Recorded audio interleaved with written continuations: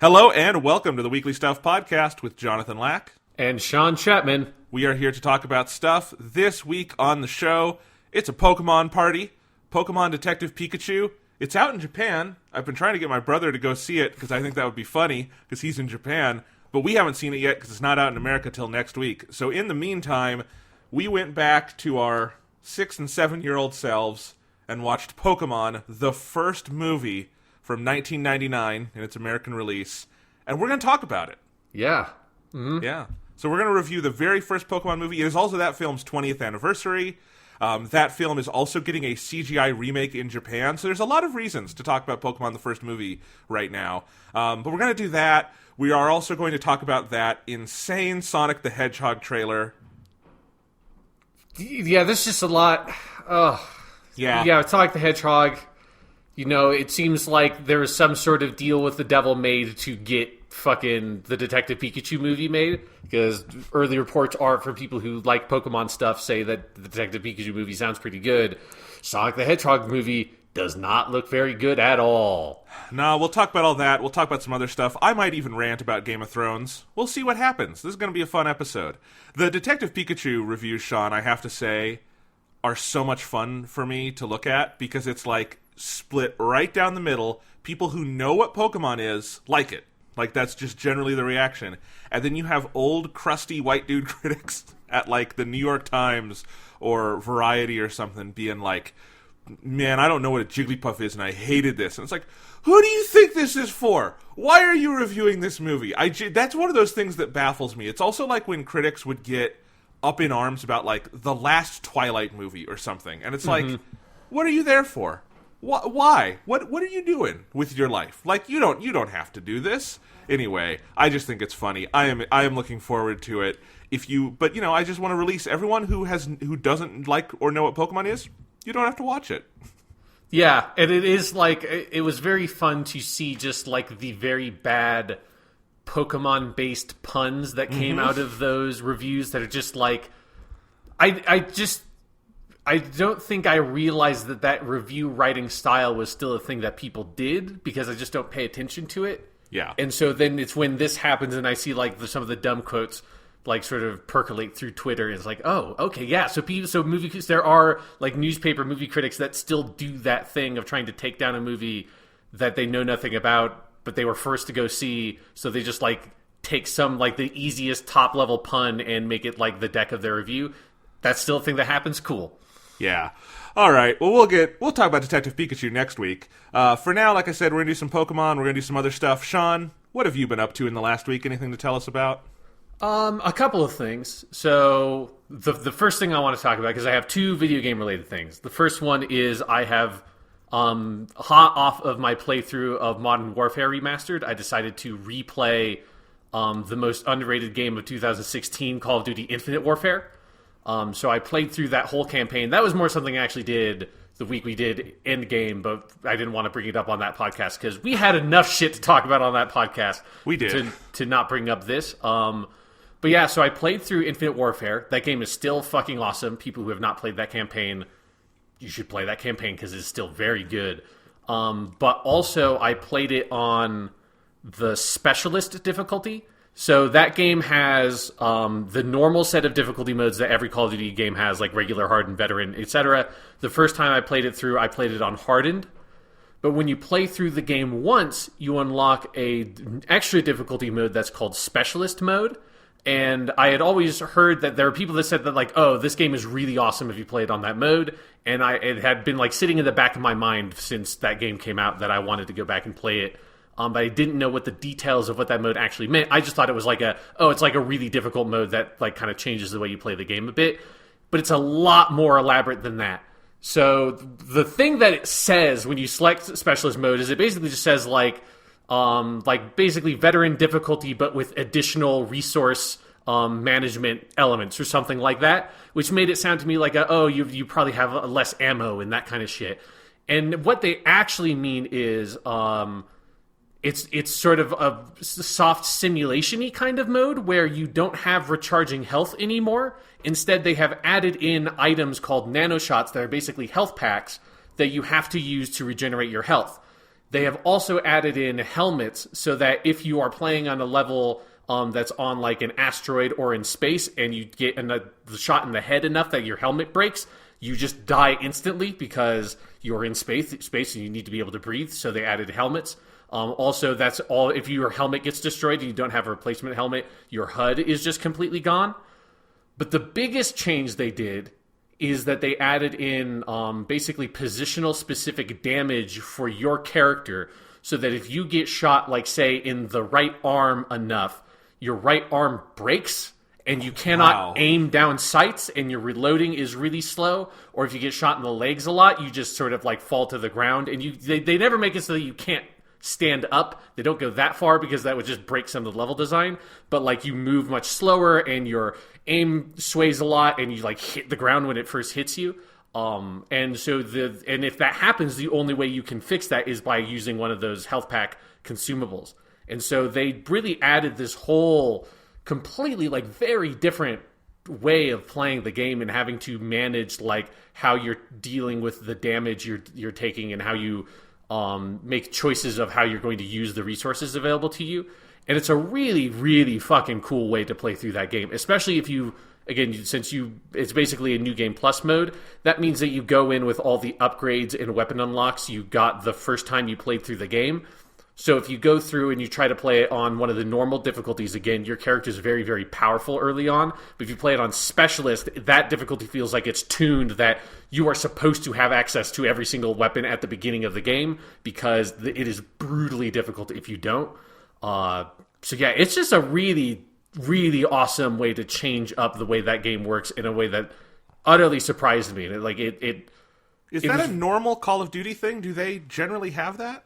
Not as far as I know. It's not. Okay, wow. I don't know if any of the games post Infinite Warfare, like Black Ops 4 doesn't even have a campaign, but I know Call of Duty World War II doesn't have regenerating health in the campaign, so I don't know if it took some stuff from that mode and carried it on or not. But as far as I know, this is the only game that has that specific mode type. And it's really cool. So I would recommend if people have played through that campaign and want to go back and check it out again and replay it, now that we're nearing the end of this console life cycle or whatever, people maybe are like I am, kind of feeling like I want to play through again and check out some of the games from this generation. Like I think you should try that specialist mode because it really changes up the way you think about how you play a Call of Duty game and makes it something very different. That's so cool. I've never heard of a game doing that with a difficult... the hard modes just don't do that. That's rewriting a lot of the basic gameplay. Infinite Warfare, man, you said most underrated of 2016. It's the most underrated of this generation. That game deserves so much more respect than it got. And I'm just... we'll see what Infinity Ward has this year for Call of Duty. I'm definitely interested because they're very good at what they do. But I suspect they will not get to follow up this game, and that makes me sad. Yeah, no, because especially just playing through it again reminded me of all the awesome shit of all the guns in the game are really interesting and different, and they have cool alternate fire modes. And then in the campaign you unlock different things that change the guns up even more. So there's one gun that is a submachine gun that has an alternate firing mode that makes it a shotgun. But you can bring in an unlock on that gun that makes it so that instead of it being a submachine gun, it's just a shotgun. But instead of it being a big sort of spread, the shots fire in a straight line. And then the alternate fire mode switches on whether it's a vertical line or a horizontal line. And I played through a whole mission basically using that gun that way it's the mission on the asteroid where all the robots come and attack you. And it's basically only robot enemies in that mission. And that shotgun chews through those things. And it's just I kind of want to play through it again, just choosing different weapons and different equipment loadouts because that game is because it's set in the future and it just gets to have space tech, it's so liberated from the here's my 3-round burst assault rifle, here's my full auto assault rifle, here's my submachine gun, and here's my sniper rifle, here's my LMG, and that's the only weapons in a Call of Duty game. Instead, there's real differentiation within the weapon classes, way more so than any other Call of Duty game can have, because it's not restricted to actual military weaponry. That's cool. Now I want to play that game again. Yes, it's very good. And you can play through it very quickly. Like, even on specialist mode, I think it only took me about 8 to 9 hours to play through the game, and I played through all the side missions and stuff. So it's a quick... Because I think I played through it in basically 2 sittings my first time through. So even on that harder difficulty, it is a quick playthrough. So again, people can just go back to that, knock that out over a weekend. It's awesome, and that game should be celebrated more than it is. Absolutely. I have been spending the last week and a half, Sean, playing digging games. Okay. Yes. That's the interesting sentence. What do I mean by this? There's a bit of a story to it.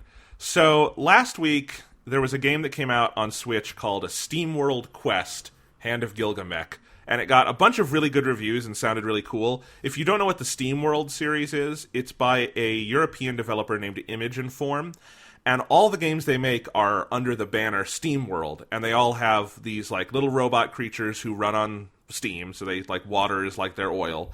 And other than that, though, all the different SteamWorld games, they're like different genres, they're different styles, they've done a lot of cool experimentation with them. The most famous ones are SteamWorld Dig and SteamWorld Dig 2. Dig 2 got a lot of acclaim back in 2017 when it came out. But they've also made one, the first one ever was a tower defense game on the Nintendo DSi.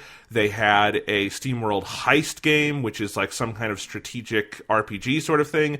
And SteamWorld Quest, which was really acclaimed last week, is a card battle game. So it's like you have a deck of cards and you make that and you do card battles with them, which sounds... I love that kind of thing. And that game got really good reviews, and I'm like, I really want to play this SteamWorld Quest game. It looks really cool. And then I looked at my bank account, and it was near the end of the month, and I had no money. So I could not buy SteamWorld Quest. I'm like, okay, I'm going to be responsible. I'm not going to buy a game when I have no money. So I looked through my Switch because I was wanting to play something new. I've probably put like 20 hours into Super Dragon Ball Heroes, and I think I need to take a step back from that game. So, I've been looking for other things to play, and I realized I had totally forgotten this. I had SteamWorld Dig 1 on my Switch. There was a sale a couple months ago, and they had that game for like $1. Like, I bought it with like gold points. I don't think I even spent any money on it. So I got that game. And one night, I opened it up to just see, like, I'm kind of interested in playing the SteamWorld Quest game. What's this one like? And 3, hours later at, 2 in the morning, I'm like, oh my god, I love this. So SteamWorld Dig and then its sequel, SteamWorld Dig 2, are both Metroidvania-style games, but they are also digging games. Kind of like the classic arcade game Dig Dug is one of the, points of comparison people make. But basically, you are a cool little robot in SteamWorld Dig 1. You are a robot named Rusty. In Dig 2, you are a robot named Dorothy, Rusty's friend. And you basically have this mine, and in Dig 1, it's very simple. It's just you keep going down, and you're going down into the earth, and every block in the game is breakable. You have to, upgrade your pickaxe, and you upgrade other things. It's very much like a Metroid game, where as you go through the world, you get more and more upgrades, and they allow you to go on different paths and do different things. But you also... And this is what makes it so addictive, is as you're digging, you get all of these resource tiles, which is where you break and you get, an emerald or a ruby or something like that. And you can go sell that for money and upgrade your town. And the more you upgrade your town, the more you get upgrades that you can go use in the digging. And I love this kind of game. I love Metroid-style things just in general. The digging stuff is very much in, the Minecraft realm of, this is very addictive to just to dig and explore and get stuff. And I also love games with lots of upgrades. So this game was my shit. I loved it. SteamWorld Dig, just really, really good. And I finished it. It's only 6 hours long. And I was like, God damn it. It's still not May. I don't have my next paycheck. And I want to play more. SteamWorld Dig 2 is cheaper than SteamWorld Quest. So fuck it. I'm buying SteamWorld Dig 2. And I have played the shit out of that game, Sean. I 100%ed everything in SteamWorld Dig 2. It took me 12, 13 hours. And the only thing I have left is once you 100% everything, it opens up an extra challenge cave, which I'm still trying to get through because it's very hard. But I played the absolute shit out of that. SteamWorld Dig 1 is good, and I recommend it. I think you should play it first just because it's fun, and SteamWorld Dig 2 would kind of ruin it for you. But SteamWorld Dig 2 is one of those games where it's the first game was good, and then the second is a meteoric leap in quality. I love when games do that, and it is it's so fantastic. I love everything about it. It's even more Metroid-esque because it's a much bigger world. It's not just digging down, but there's areas all over the place. There's a lot more backtracking is the wrong term, but like re-exploring areas that you couldn't get to before. The games play so smooth and well. Like, you have this wall jump you do, and that wall jump is so fucking addictive. In Dig 2, you also get some cool stuff, like you get a little jetpack, and you get a grappling hook, and like just grappling up and to the side and everything in these caves that you go through is so fun.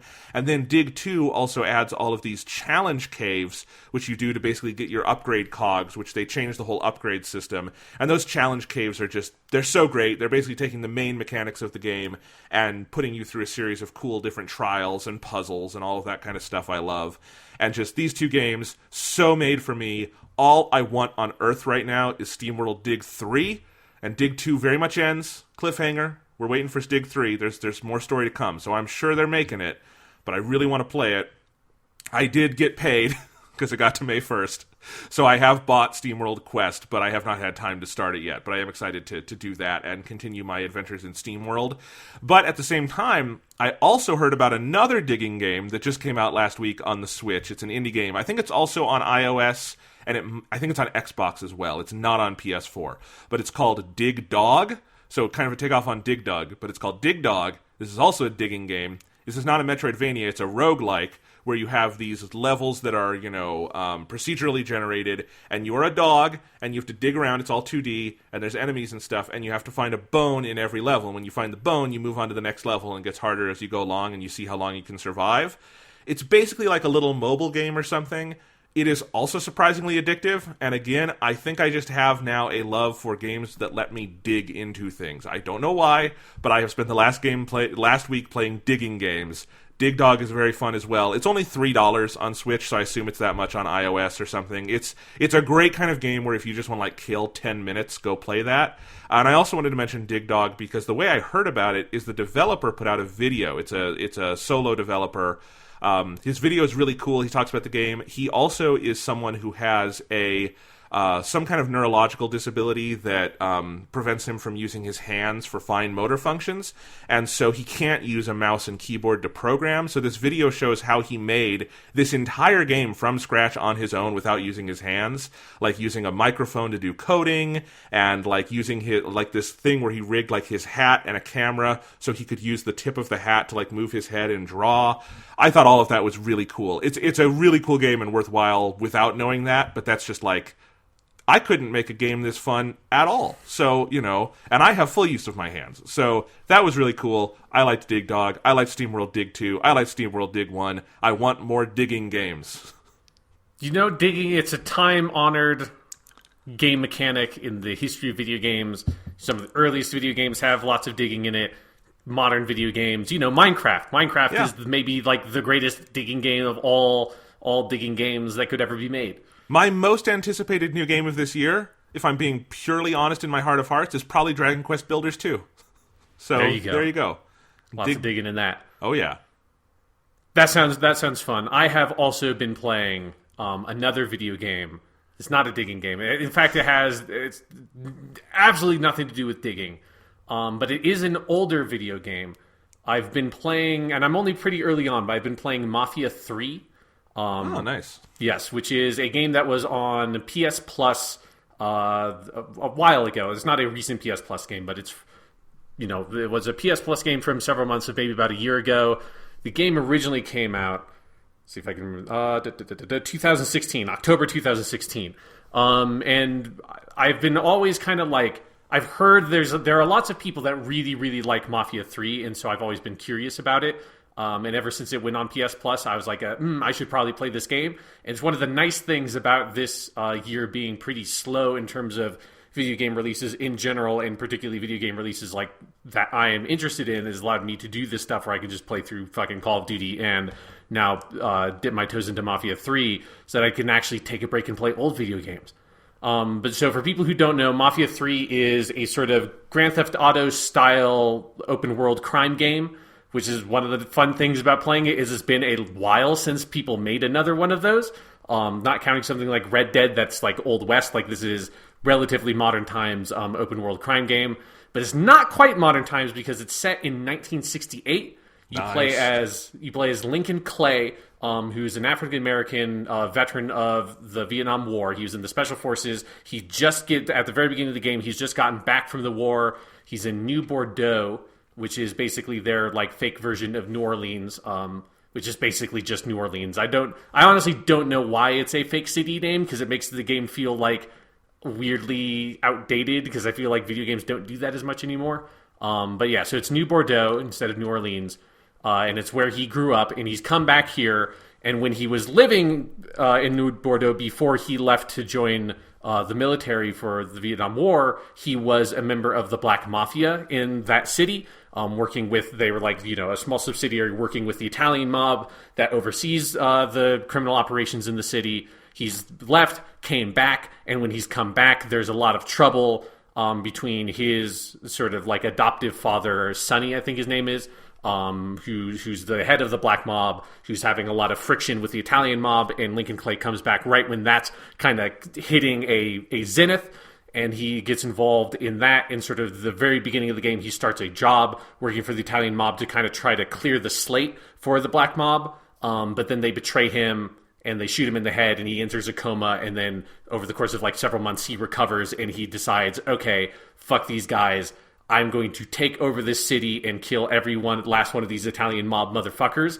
And that's basically the setup of the game, is like this grand mob revenge story set against late 60s America, with a lot of like racial politics and stuff like front and center. Like they're not hiding from the racism stuff. It's very clearly like we are interested in tackling the topic of race during this period in America, and doing that in the vein of this sort of like not quite blaxploitation, but like edging up against kind of blaxploitation territory in terms of the genre and the style of it. And all of that stuff in the game is fucking awesome. Like just all of the sort of story setup, the cinematics, the style, the music, because there's tons and tons and tons and tons of licensed music, lots of like Creedence Clearwater and that kind of stuff from that period. They play Paint It Black during a pivotal cutscene because you have to. Fortunate Son plays on the radio when you come up. Like it's that kind of style. But it also has a cool framing device for all the sort of exposition, which is it is framed as a like a modern day documentary investigating the events of all this shit happening in New Bordeaux. So you get like in a cutscene like a cut to this character who's like the priest that knows Lincoln, but now he's like 30 years older, and it's an interview, and he's sort of talking about the events as they happened in the past. And that stuff can be a little bit clunky in terms of some of the dialogue is maybe a little bit too set up-y for like and this is then when this big thing happened, in a way that doesn't feel totally natural for a documentary, but it is a very clever device to get some of like the character exposition and backstory across. And basically that whole story narrative side of the game is filled with a lot of style, and I can definitely see immediately why so many people were saying that like people should pay more attention to what Mafia 3 was doing, because it is very fucking cool. That's awesome. I love everything you're saying. I think you and I, another game we probably both have in mind right now is Sleeping Dogs, because I love open world crime city games that are not Grand Theft Auto. Like when someone does it, but they don't do Grand Theft Auto. It's so cool, and it feels like to differentiate yourselves from Grand Theft Auto, you have to like do something big. Sleeping Dogs did something big. Sounds like Mafia 3 is doing something very big and cool there.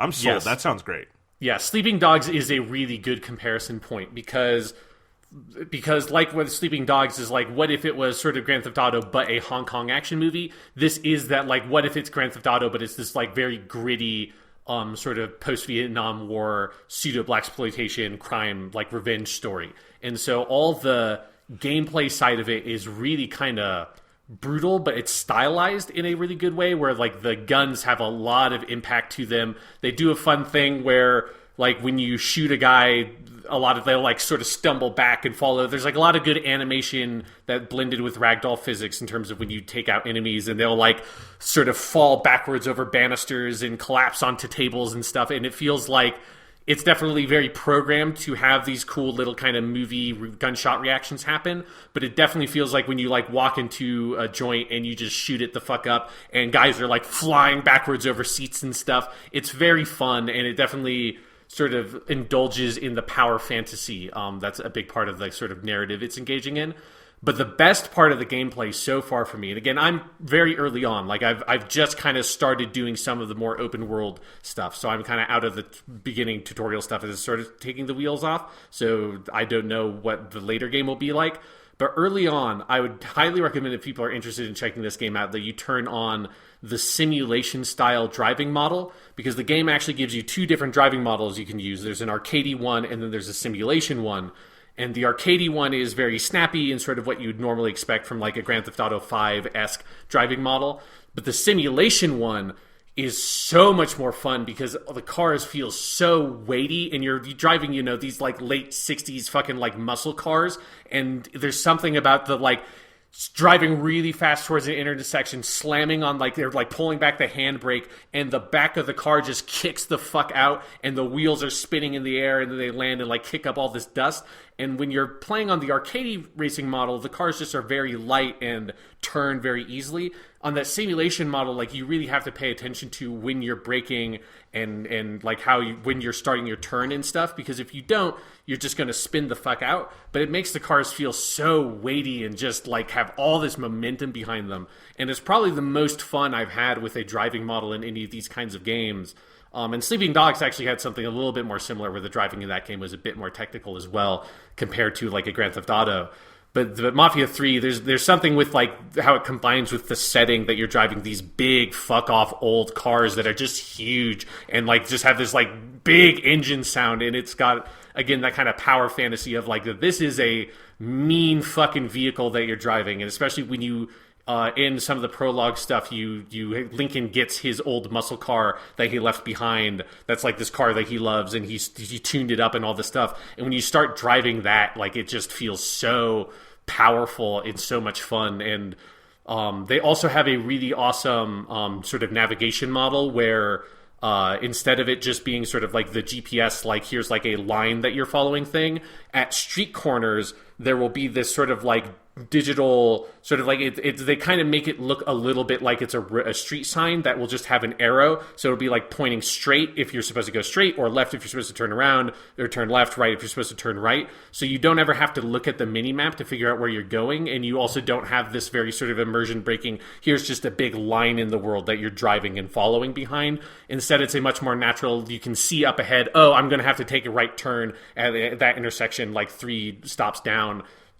So you can kind of plan ahead that way, and it's a very immersive way to present that information that keeps a lot of junk off the screen and allows you to actually pay attention to where you're going and appreciating the very beautiful recreation of New Orleans they've made.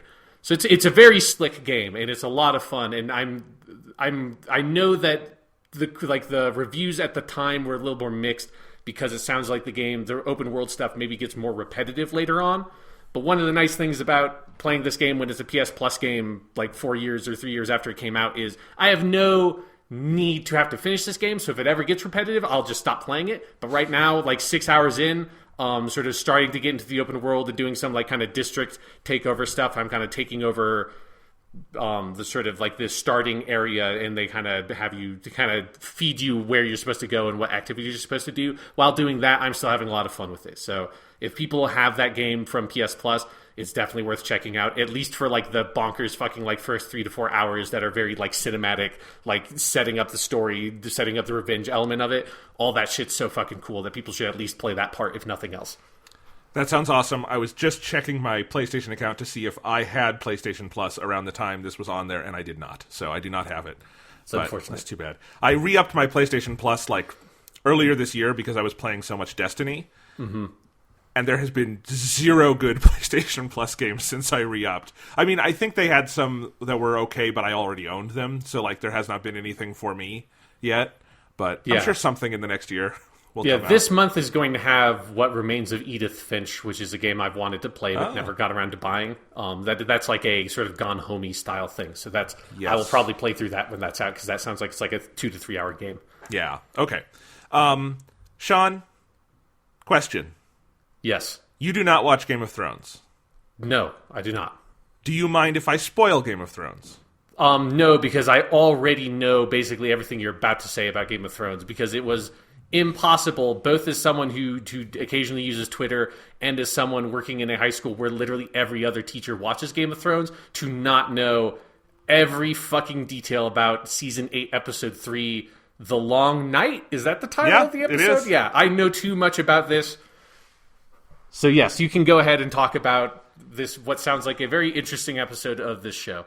Horrible episode. Okay. We do not talk about Game of Thrones much on here because Sean doesn't watch it and one-sided conversations can be boring. I want to specifically talk about this episode, Sean, because one of the things you and I have a shared interest in is story structure. And I think you are very good at picking apart story structure, and we both enjoy identifying, like, where you can kind of break down if you are trying to tell a good story in a structural sense, right? Yes. Yeah. Because Game of Thrones, so we are recording this Sunday afternoon, so episode 4, whatever that winds up being, I have not seen it. No one has seen it yet. I know when this is out, you'll have seen it, and maybe it's good and redeems some of this season so far. I'm only talking about episode 3, The Long Night, so skip ahead if you don't like spoilers. There'll be a time chart, whatever. This episode was fucking awful, and it was awful in many different ways. Like, I just think as a production, it got so far away from them. Clearly, the main reason this episode exists is because they were swimming in HBO money, and they're like, how do we spend all this HBO money? It's like they're a fucking college with a really successful basketball team during NCAA, and they have to, like, spend all of the money on a new stadium or else they won't be a nonprofit anymore, and that's bad for them. So they're like, let's just do the bells and whistles and do everything, even if we don't need it. That's what this episode of Game of Thrones was. It did very, very little for story, very, very little for character. It was there to just throw money at the screen. Miguel Sapochnik, who is a really good director, and his other episodes of Game of Thrones I have loved, and I even said he should just do the entire final season because he's such a talented director. I take that back. This episode is awfully directed, and I don't know if it's him or if it's decisions made editorially, which sometimes on TV are not in the hands of the director, but, like, there were all the jokes about how the episode was too dark. It was too dark. Like, they went for a style of cinematography that simply cannot be rendered on modern streaming technology or cable broadcasts, where you get all of that macro blocking and smeary blacks and all of that. But more importantly, the episode is just edited utterly incoherently. It's not just like fast cuts, but also cuts that are constantly breaking basic geographic rules of film editing. You're moving from one location to another with things in flux in such a way that it doesn't make sense why one thing is happening over here while another thing is happening over here. Like, for instance, I'll give you a good example. There's a scene with Arya in the episode where she is moving through a library, and a bunch of the White Walkers, the zombies, are in the library, and she's having to, like, dodge them. And by a bunch, I mean, like, 15 or 20. Like, it's not a ton of White Walkers, but enough that they're a threat to Arya. And I think the cut before that scene is a wall of Winterfell getting broken down and literally thousands of walkers streaming into the compound. And so, do you see the problem here, Sean, maybe, between those two edits? Yes. Yeah. Yeah, you don't want to go from, oh my god, like, they're all here now, they've broken in, there's thousands of them, to, oh, we've got to deal with, like, a dozen of them. Yeah, and it's like, why are they in the library at all? And how did Arya get out of the battlefield? Why are there only 12 of them here? What the hell is just all of it? Just, it's all what the hell is going on. And that's a scene that I bring up because a lot of people are like, that scene was really good. There was so much tension. And I'm like, yes, if you take that episode out of context, or that scene out of context completely, it's a well-made scene. It makes no sense in the context of the episode. So you have a lot of stuff like that. I think it's poorly put together. The one thing I liked about this episode was the music. Ramin Djawadi is a phenomenal composer. He always does phenomenal work. The music in this was phenomenal. But music is not enough to save an episode. The real reason I need to rant about this, Sean, is from this story structure point. And this is why I wanted to bring it up to you. The first scene of Game of Thrones, in the show and in George R. R. Martin's books, is a scene where the Night's Watch encounters for the first time the White Walkers. In the books, they're called the Others. I think they changed it in the TV show because of the Lost connection. In Lost, the bad guys are the Others. But, so yeah, they meet the White Walkers, and, like, so this is the initial threat we meet, and throughout the series, there's kind of been two halves of the show. There's many halves to the show, but there's been two dominant kind of storylines, which is the struggle for power in Westeros, just the political struggle between different political players on the map, and then up in the north, and this is usually centered around the character of Jon Snow, who is at the Wall and eventually becomes Lord Commander of the Night's Watch, the struggle against the White Walkers, who are this group of zombies who are amassing an army and heading south, and they're going to try to take over the world or whatever. We never actually learned their motivations because they ended it all in this episode without telling us that. So this is a very big part of the series.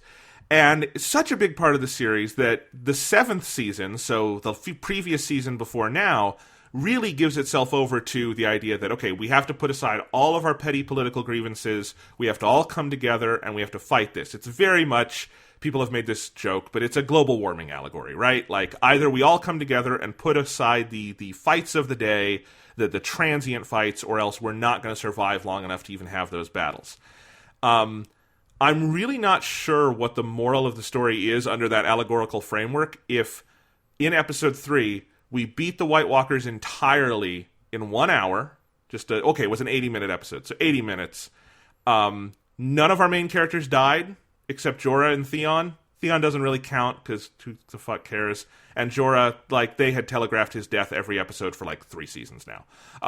So, other than that, no main characters died. They had spent 2 full episodes in Season 8. The first 2 are completely committed to just set up of, all these characters are really afraid they're going to die. And, the second episode of Season 8 is, half of the episode is, you get these 8 characters around a fireplace, and they all assume it's their last night on Earth, and they have this kind of long night of the soul. Every single one of those characters lived. And then eventually Arya just stabbed the Night King, the leader of the White Walkers, with the little dagger, and he blew up, and then all the zombies blew up, and it was over. And I just gotta say, that was a very, very easy, relatively painless wrap-up to, what half of this series was, and it's the kind of awful storytelling, and I can get into it more in a little bit, that retroactively makes me dislike so much of this series because it was leading nowhere. Mm-hmm. Yeah, because it was interesting to me as an outsider hearing, because my parents watch Game of Thrones. In fact, people maybe have heard on this podcast a couple of episodes ago the Game of Thrones theme playing in the background because my parents started watching the episode while we were recording the podcast. They watch it as soon as it goes up. Then, like I said, all the teachers at the high school I'm at, they all watch Game of Thrones, and they've all been talking about this episode. And so it's interesting from the outside, then all throughout, it's just such a thing. You hear about Game of Thrones all the time, hearing about how anticlimactic this sounds of this thing of I've known that's been one of the main things the whole time. I've always heard about, there are these zombies or some supernatural force everybody has to come together to defeat. That's kind of the inciting incident or whatever of the whole series is the arrival of these supernatural creatures. And then it seems like after that it sounds like it becomes much more about the political intrigue thing in the middle part, right? Is that true that takes way more precedence over the zombie stuff? The zombies, yeah. So the zombies really don't become super prominent in the show until season 5. They're in the background through seasons 1 through 4. And then in season 5, they become more prominent. But other than Jon Snow and his side of the show, most characters don't really become aware until the previous season. Yeah, because so that structure makes it sound like if they're going for the global warming thing, it seemed to me like Game of Thrones should have ended with all these people fucking dying and the Night King basically winning. There's some sort of they the humans win some sort of Pyrrhic victory, and the Night King doesn't exterminate all of humanity, but everybody you care about has basically died and humanity has to start over. That's been what I've thought for a while sounded like the way that Game of Thrones is going to go. And so it was to find out that the 3rd episode of this season, which is this 7 episodes long? Because it's a shorter season. 6. So halfway through the last season. So at least it's not 3 of 10 episodes, but halfway through the last season that gets resolved by Lady Me from Doctor Who killing the Night King out of nowhere. That does sound weird. It was not something I was expecting to hear about what was happening in Game of Thrones was that. It's just oh, okay, I guess that happens. Yeah, and so I'm also coming at this from the perspective of I've read the books, I've seen the show. There are 5 books in the series so far. In those 5 books, 5 out of a planned 7 books, the White Walkers are never as big a presence in the books as they are on the show. Like, I don't know where Martin is going with it. I do not think it's going to be quite like the show because it's just not building in the same way. Like I don't know if Jon Snow has ever even encountered one of the White Walkers in the books. Maybe like once or twice, but never like the full army, because I don't think he's at the Fist of the First Men, which is where that happens in the book. But like, and they're sort of more of an ethereal threat. It's very different in the books. In the show, though, I think because as the show's budget has gotten bigger, they've had the ability to do more with it. And it's everyone who has the ability to make a cool zombie battle wants to make a cool zombie battle, right? Sure. And so I think the show has just like ladled it on and made one of the 2 or 3 most primary characters, Jon Snow, into like that is his thing. That is what he deals with. It is the White Walkers for him. And so they've made it so prominent. If they're real, because clearly I think what they've signaled is that they want to end the show on the political intrigue. I have no problem with that in theory because it is the better part of the show. But like, you can't say that's where I want to end and then give every indication for 7.5 seasons that that's not where you're going to end. You know what I mean? Like, that's the problem in planting and payoff. If it sounds like I just have bloodlust complaining about them not killing enough characters, it's twofold. It's one is just from a basic storytelling standpoint, you cannot do the thing where you do 2 full episodes, 2 full hours of setup that is completely about the idea that characters are going to die and then not kill any of those characters you hint are going to die, right? Like, that's just basic storytelling 101. Yes, and then also, like, look, every story ever told has some characters with plot armor. The idea that, like, you're not going to kill this character ever, or at least until the very end, right? The trick then, like every story has that. In Harry Potter, Harry, if he's going to die, it's not going to be until the very end. In Breaking Bad, Walter White is going to beat Gus Fring because you can't do Breaking Bad without Walter White. Walter White dies at the very end, but he can't die before then because Bryan Cranston is the face of the show, right?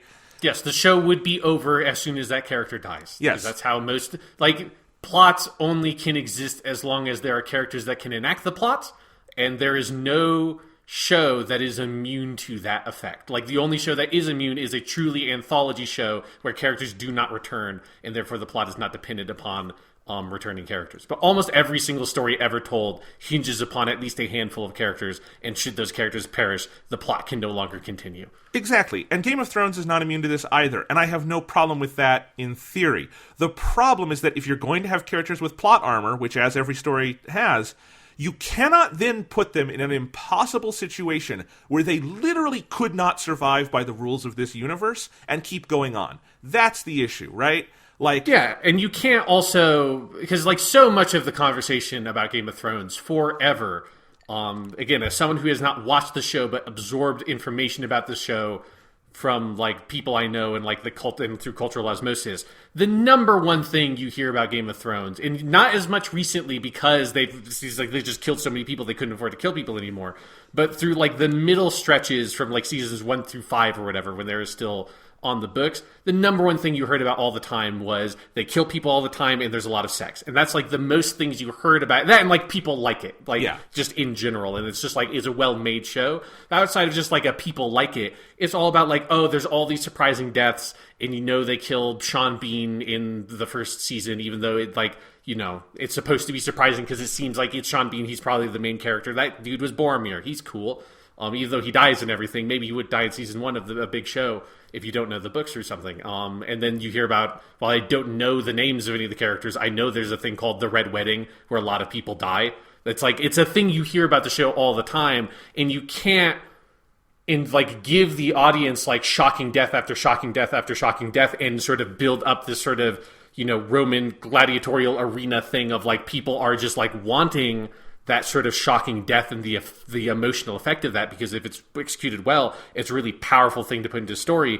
If you get the audience to expect that all the time and then you stop doing it, I think people are going to be frustrated, especially when you hit the point in the story where normal things that aren't Game of Thrones, that don't kill off characters all the time, would start killing people off in a sequence that it seems like you're like almost at the end of the whole show. You have now the space to kill off a bunch of people because you can start pruning down to who are the truly handful of essential characters for the remaining handful of episodes. Everybody else should be disposable at this point. Yeah, it's... So I agree with all of that, although, again, there's a thing where, like, the books are so much better at this because Martin... The way he narrates the books is through a series of POV characters, and he's very good at indicating... Like, generally, if you're a POV character, you have plot armor because you're doing the POV. There have been, like, 2 major POV characters who die, and it's very interesting how he handles that. But other than that, like, the deaths are shocking in the books, but in a different... Like, the subversion happens in a different way. The show, like, really upped the ante on that and, like, put it all towards the center. But then, as soon as they went off books, they stopped killing characters. Like, Benioff and Weiss do not have the guts for letting characters go that Martin did.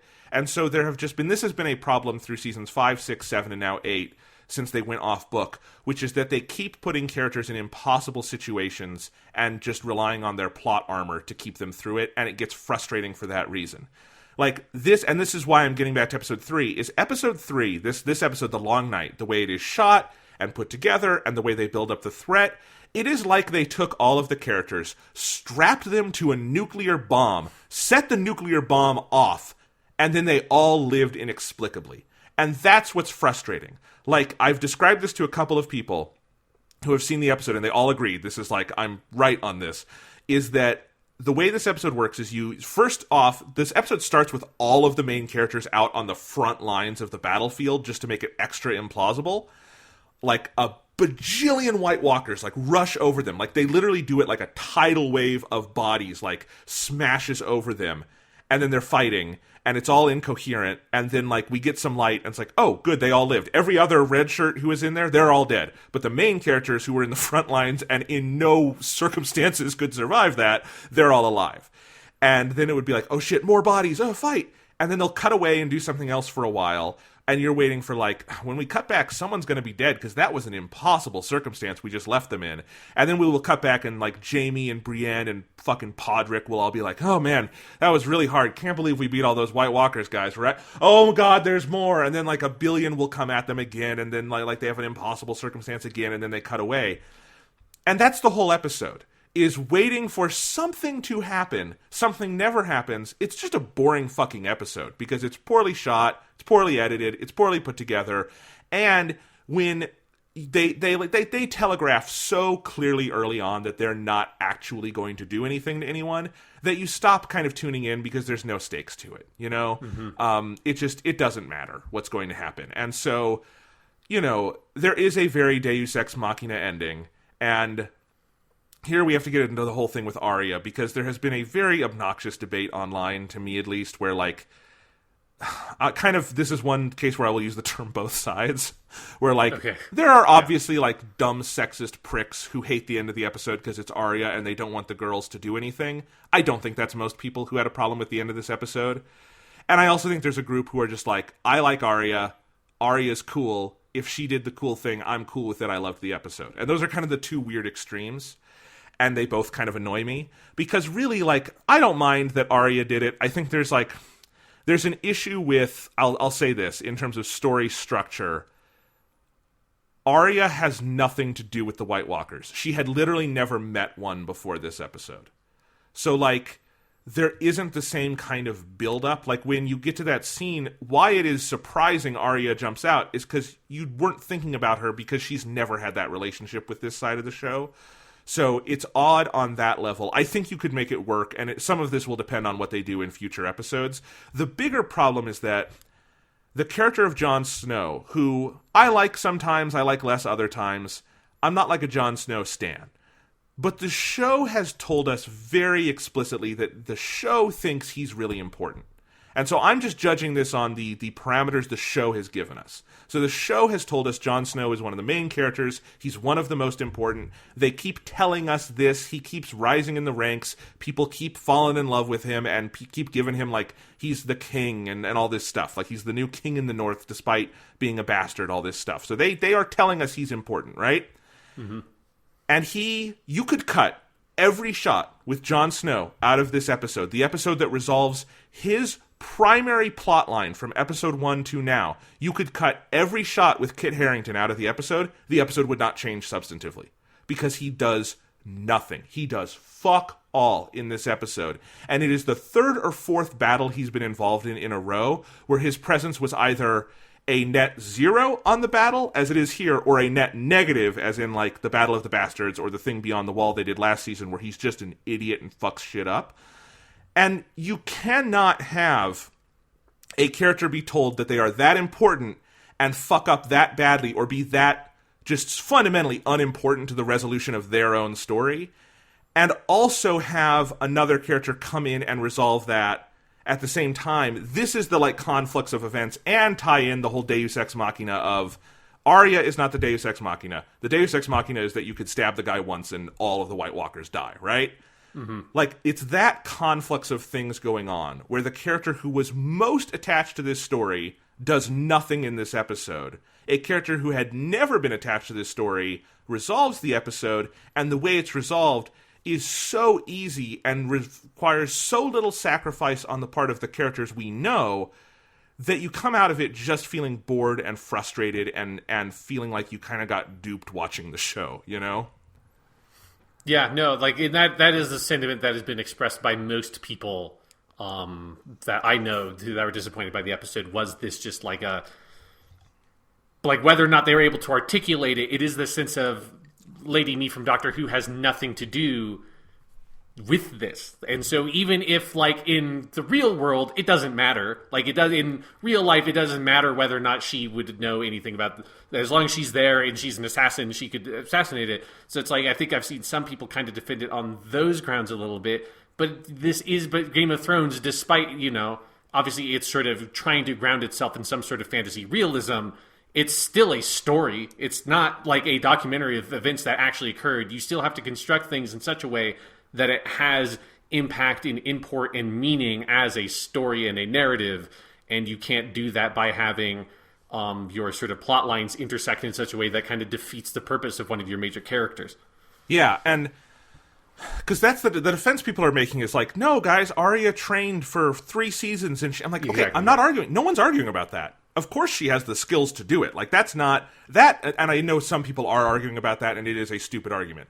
The fact that she would have the ability to do this is not at argument to me.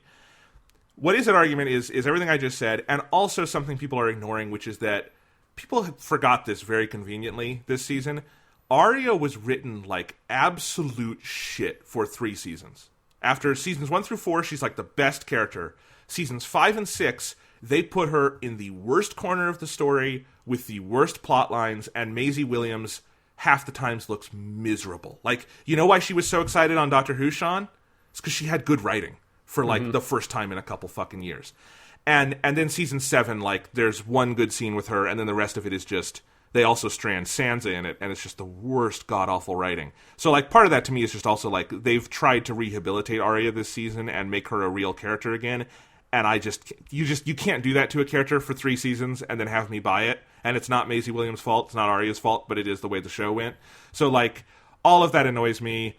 All the stuff with the dragons in this episode was so utterly fucking baffling. You just have Jon and Daenerys up on their dragons doing fuck all, not helping anyone, just flying around in a fucking storm.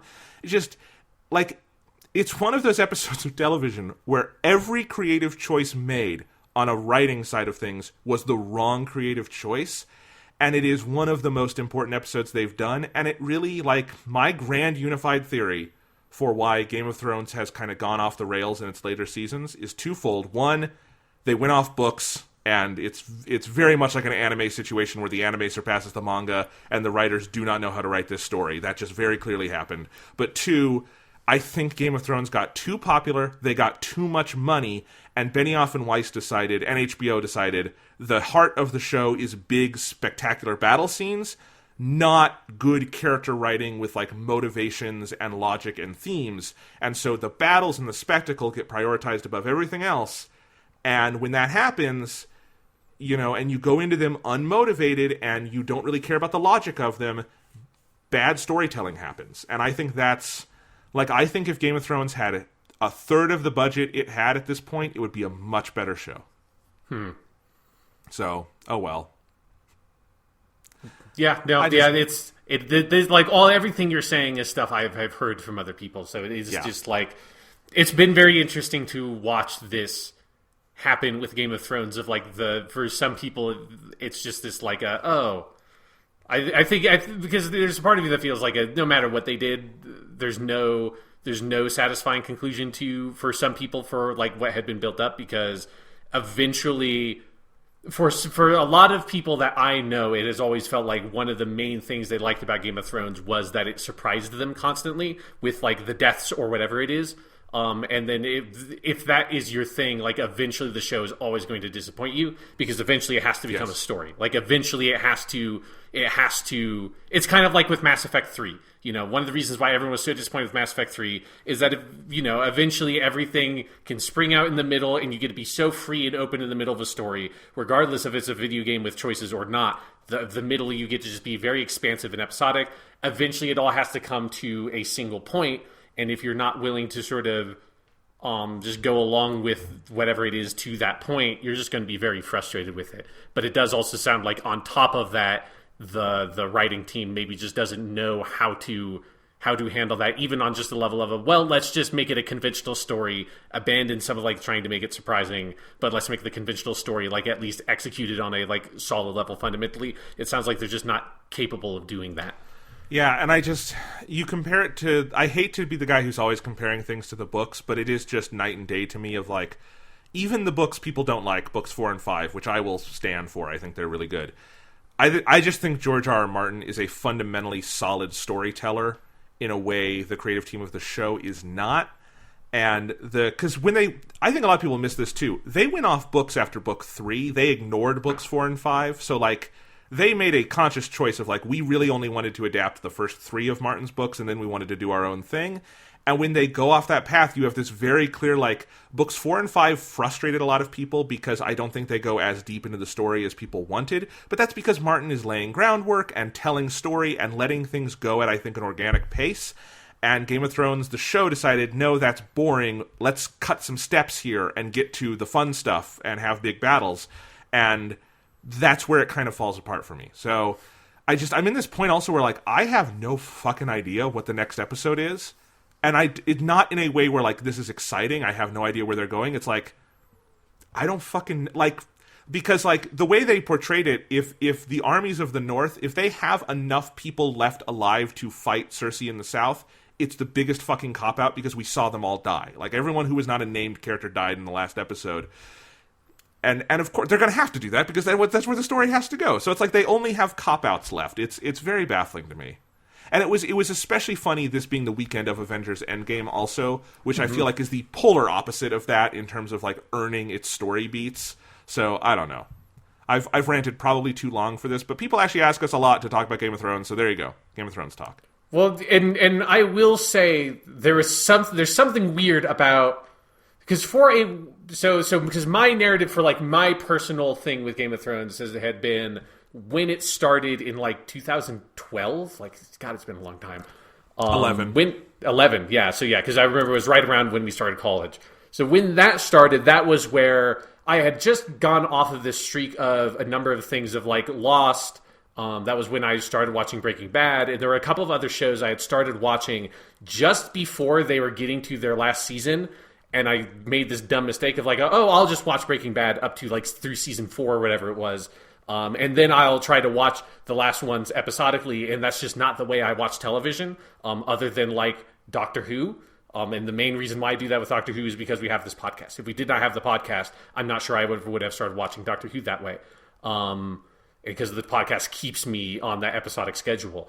But so that meant that I was like, no, I'm not going to start this with fucking Game of Thrones, because even though people say it's really good and it looked really good, I'm going to wait till it's done, not thinking that it was going to run for 8 seasons. Like, most things don't do that. And he's probably expecting like, in like 4 years, Game of Thrones will be done, and I'll watch fucking Game of Thrones. And so that's where I started. It was just like, I'm just not going to watch it. I'm not going to bother with it. It's fine. I don't watch television that way. I will just wait. and then it started getting a little bit hard to resist that, but I was like, no, I'm just going to wait. And then around season 5 or season 6, where some people started to turn a bit more on the show and be like, I feel like that was around the time where there was the controversy around one of the rape scenes in the show and that kind of stuff. And some like I feel like there were people that turned on the politics of Game of Thrones in a way that made me feel like maybe I just don't need to watch Game of Thrones. Like maybe this will just be fine and I will just never have to watch it. And that's the mode I've been in until now with season 8, episode 3, and so many people being like, this is horse shit. Weirdly, now I'm like, you know what? Game of Thrones is almost over. I might just spend the summer watching Game of Thrones because there's something now about so many people turning on it that has gotten me over the edge to being like, I want to see it be really good at the beginning, and then I want to see it get maybe rough and bad at the end, because that sounds almost more interesting to me than it just being this very like pristine show that everyone says is perfect. There's something about it like ending in a very sullied place that's like okay, yeah, now I'm going to watch Game of Thrones. So that might be something I do over the summer. I don't know. I would be super curious, and I'd love to do the episode where we talk about it. You watch that, and I'll watch Mobile Suit Gundam or something. But like, fuck yeah, if that's the deal I have to make to watch you, I will definitely watch Game of Thrones if that means you will watch fucking Gundam. I feel like I get the better end of the deal there. But yes, I don't know if you would like it or not. I think the first 4 seasons are great television. I think season 6 is partially great television. 5 is bad. 7 is bad. 8. I don't fucking know anymore. So yeah, it's super curious. I would just be curious if you would be able to spot the point where like, oh, they're really off books now. They were telling one story. I would. They're telling a different story now. Yeah, I suspect I would, because I've watched more than enough anime at this point that has done that. They like it can be very clear that it's like there's just a totally different authorial voice. It's like, when you're like watching Naruto, it's like is this a filler episode? Look at my phone. This is a fucking filler episode, even though they're not like, it's not we're on the ghost pirate ship or whatever, but yeah. They're trying to disguise it. It's like, you can't know. Like, it's so obvious that this is not the same authorial voice, because the authorial voice from the source material is very distinct. So yeah, because that is another thing that just like, that kind of makes me want to watch Game of Thrones, to just see that shift happen. Yeah. And then maybe I'll read the books. Who knows? Who knows how that will go? The books, the thing is with the books, Sean, is definitely wait until those are done, because they might never be done. And I hate that I am in the position where I've read them, and there's a good chance there will never be another one, and that is frustrating in a way that it's like having a fucking phantom limb that's just like itching over here, and I can never scratch it. Yeah. Not to trivialize people with phantom limbs. I'm sorry if I did that, but let's go ahead and move on, Sean. You want to talk about the news? What's going on in the news, Jonathan? Well, we have to start with some really sad news. Peter Mayhew, who played Chewbacca in the Star Wars movies, passed away this week at 74. We knew he had some health problems for a while. This is why he passed the role of Chewbacca on to Joonas Suotamo. They both played him in The Force Awakens, and then after that, it's been Joonas. But yeah, I mean, Peter Mayhew, man, what can you say other than Chewbacca is one of the best and most iconic characters of like modern day cinema, and Chewbacca is the work of a lot of people. You have whoever designed the awesome costume, you have Ben Burtt doing all the cool Chewbacca sound effects, but the guy who's there on set every day bringing Chewbacca to life, being there physically with the other actors, was Peter Mayhew. And I don't think there's any way to look at him in Star Wars and not say it's a great performance. Yeah, I think it's easy for some people to sort of underestimate the value that he brought to the character because it's so disguised under all the costume and everything. But Chewbacca is just like an all-time great physical performance of a character. And it's the main thing that imbues Chewbacca with life is that physicality and that physical performance, and that gives him that sense of character. So yeah, like his role in that character is the core and the heart of what Chewbacca is. And it's so sad to think about him being gone, because he's passed away and Carrie Fisher has passed away, and that just, that's half of the original Star Wars like foursome right there, because it's not just Han, Luke, and Leia, it's Han, Luke, Leia, and Chewie, you motherfuckers. Chewie is an equal participant to me, and I think to a lot of people, and man, there are not many people who get to say they brought to life a character that iconic and beloved as Chewbacca, what a fucking legacy Peter Mayhew leaves behind on that level. I would definitely look up some of the things his successor now, Junice Suotomo, has said about him, because they got to work together very closely as Mayhew passed off the role, and he said some very lovely things, and he's done a great job playing Chewie since. But yeah, I also learned this week, someone was saying this on the Kanzenshu forums, the Dragon Ball forums, I did not know this. Peter Mayhew voiced a character in the English dub of Dragon Ball GT, A Hero's Legacy, which is the Dragon Ball GT television special. So he was also a part of the Dragon Ball universe in a very minor way. He voiced a character named Susha. And I just thought that was an interesting credit, because he's mostly known for Chewbacca, and rightfully so. But I thought, we talk about Dragon Ball on here, that's worth including. There's got to be like a fascinating story about how Peter Mayhew ended up playing that character. There's got to be some, like, he had kids or someone that, like, loved Dragon Ball. Like, there's just got to be something interesting on how... Because that's such a specific, strange credit for an actor to have. He probably, what I'll guess? He was probably at some kind of film festival event in Austin, and that's where Funimation is, and probably met Sean Schemmel or Chris Sabat there or something. And they were like, hey, you want to come do a voice in the booth for us? And they're like, okay. That's probably how it happened. Yeah, because it's just, you don't get actors outside of, like, the Funimation camp or whatever playing bit roles on Dragon Ball almost ever. Like, it's very rare. Yeah, but man, rest in peace. I hope you and Chewie get all of the medals up in heaven. Exactly. Star Wars Episode 9 better give Chewie a fucking medal. I just got to say right now, JJ, I don't care how convoluted it is. You're going to have to go into that movie with a dedication to Peter Mayhew at the end. Chewie better have a medal around his neck by the end of that fucking movie. Make up for that mistake 40 years ago now. That's all I got to say about that. With all the bullshit fan pandering that has been in the sequel trilogy, you can do some, like, meaningful fan pandering for once. Yes. Chewie deserves medals with interest. Yes. All right, Sean. You want to move on to the real news of the week? Do I, Jonathan? Does any of us?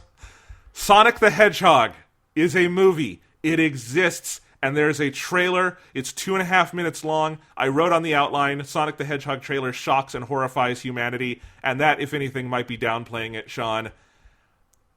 Is this the worst movie trailer you've ever seen?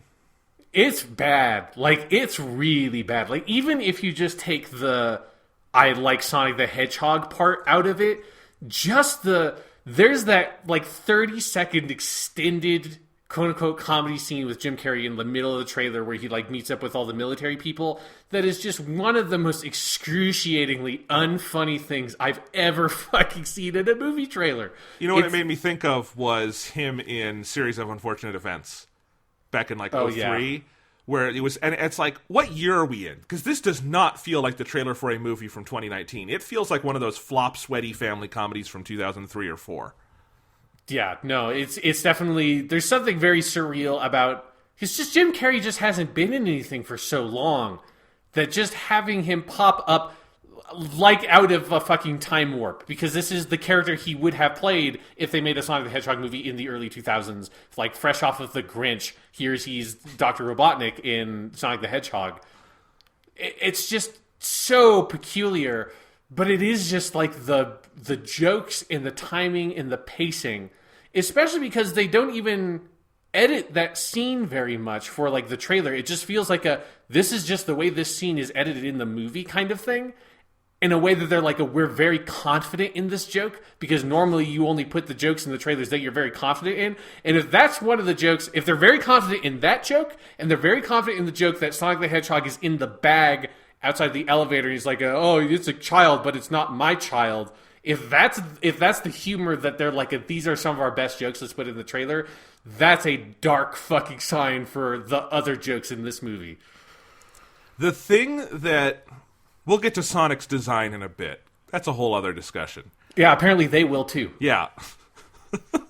Apart from that, though, the thing that makes this trailer go all the way through, like, the chasms of hell, looping through the worst possible, and then coming back around to being almost so bad it's awesome, is Gangsta Paradise. I mean, what fucking year is it that you are using Gangsta's Paradise in your Sonic the Hedgehog movie trailer? Like, that is a song that has... that song is from 1995. It's from the year my brother was born.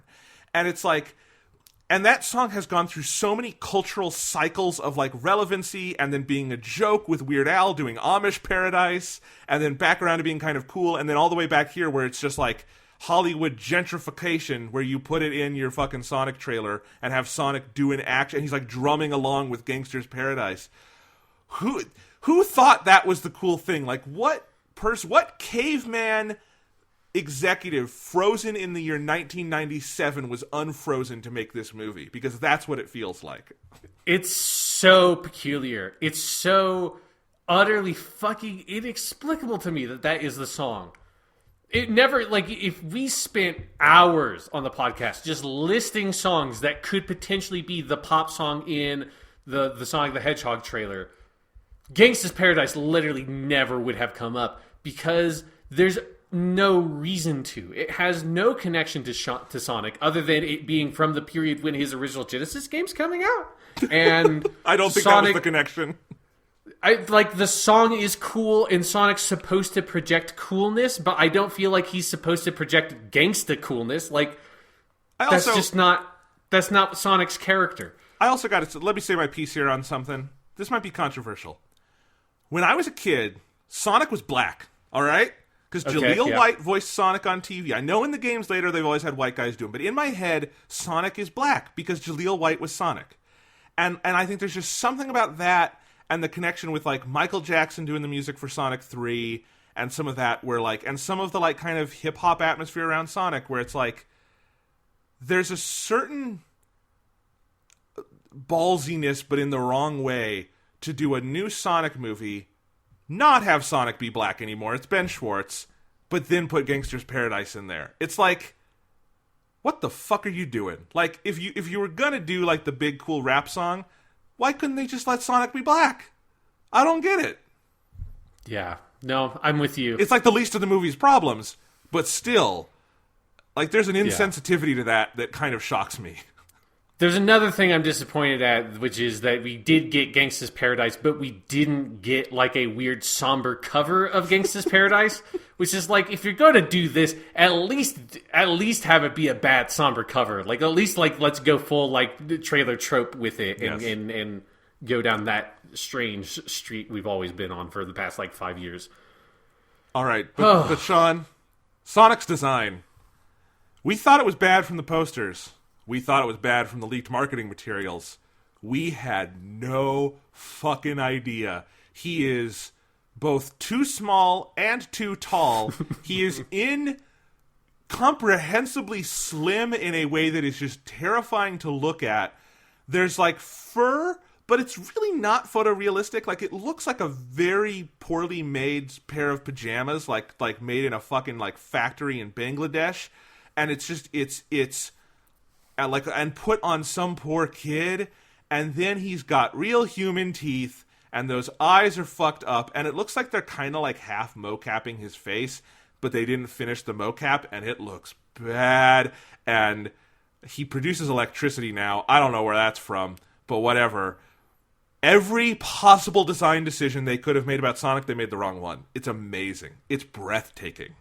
It's like the brief sequence in the trailer where he's sitting in the passenger seat next to Cyclops from the old X-Men movies, James Marsden, who's the human cop man in this movie. Because that's also one of the things is that apparent that this movie is set in like, which I feel like we knew this, but it's set in modern day Earth, and it's Sonic, CG Sonic with like live action humans and everything.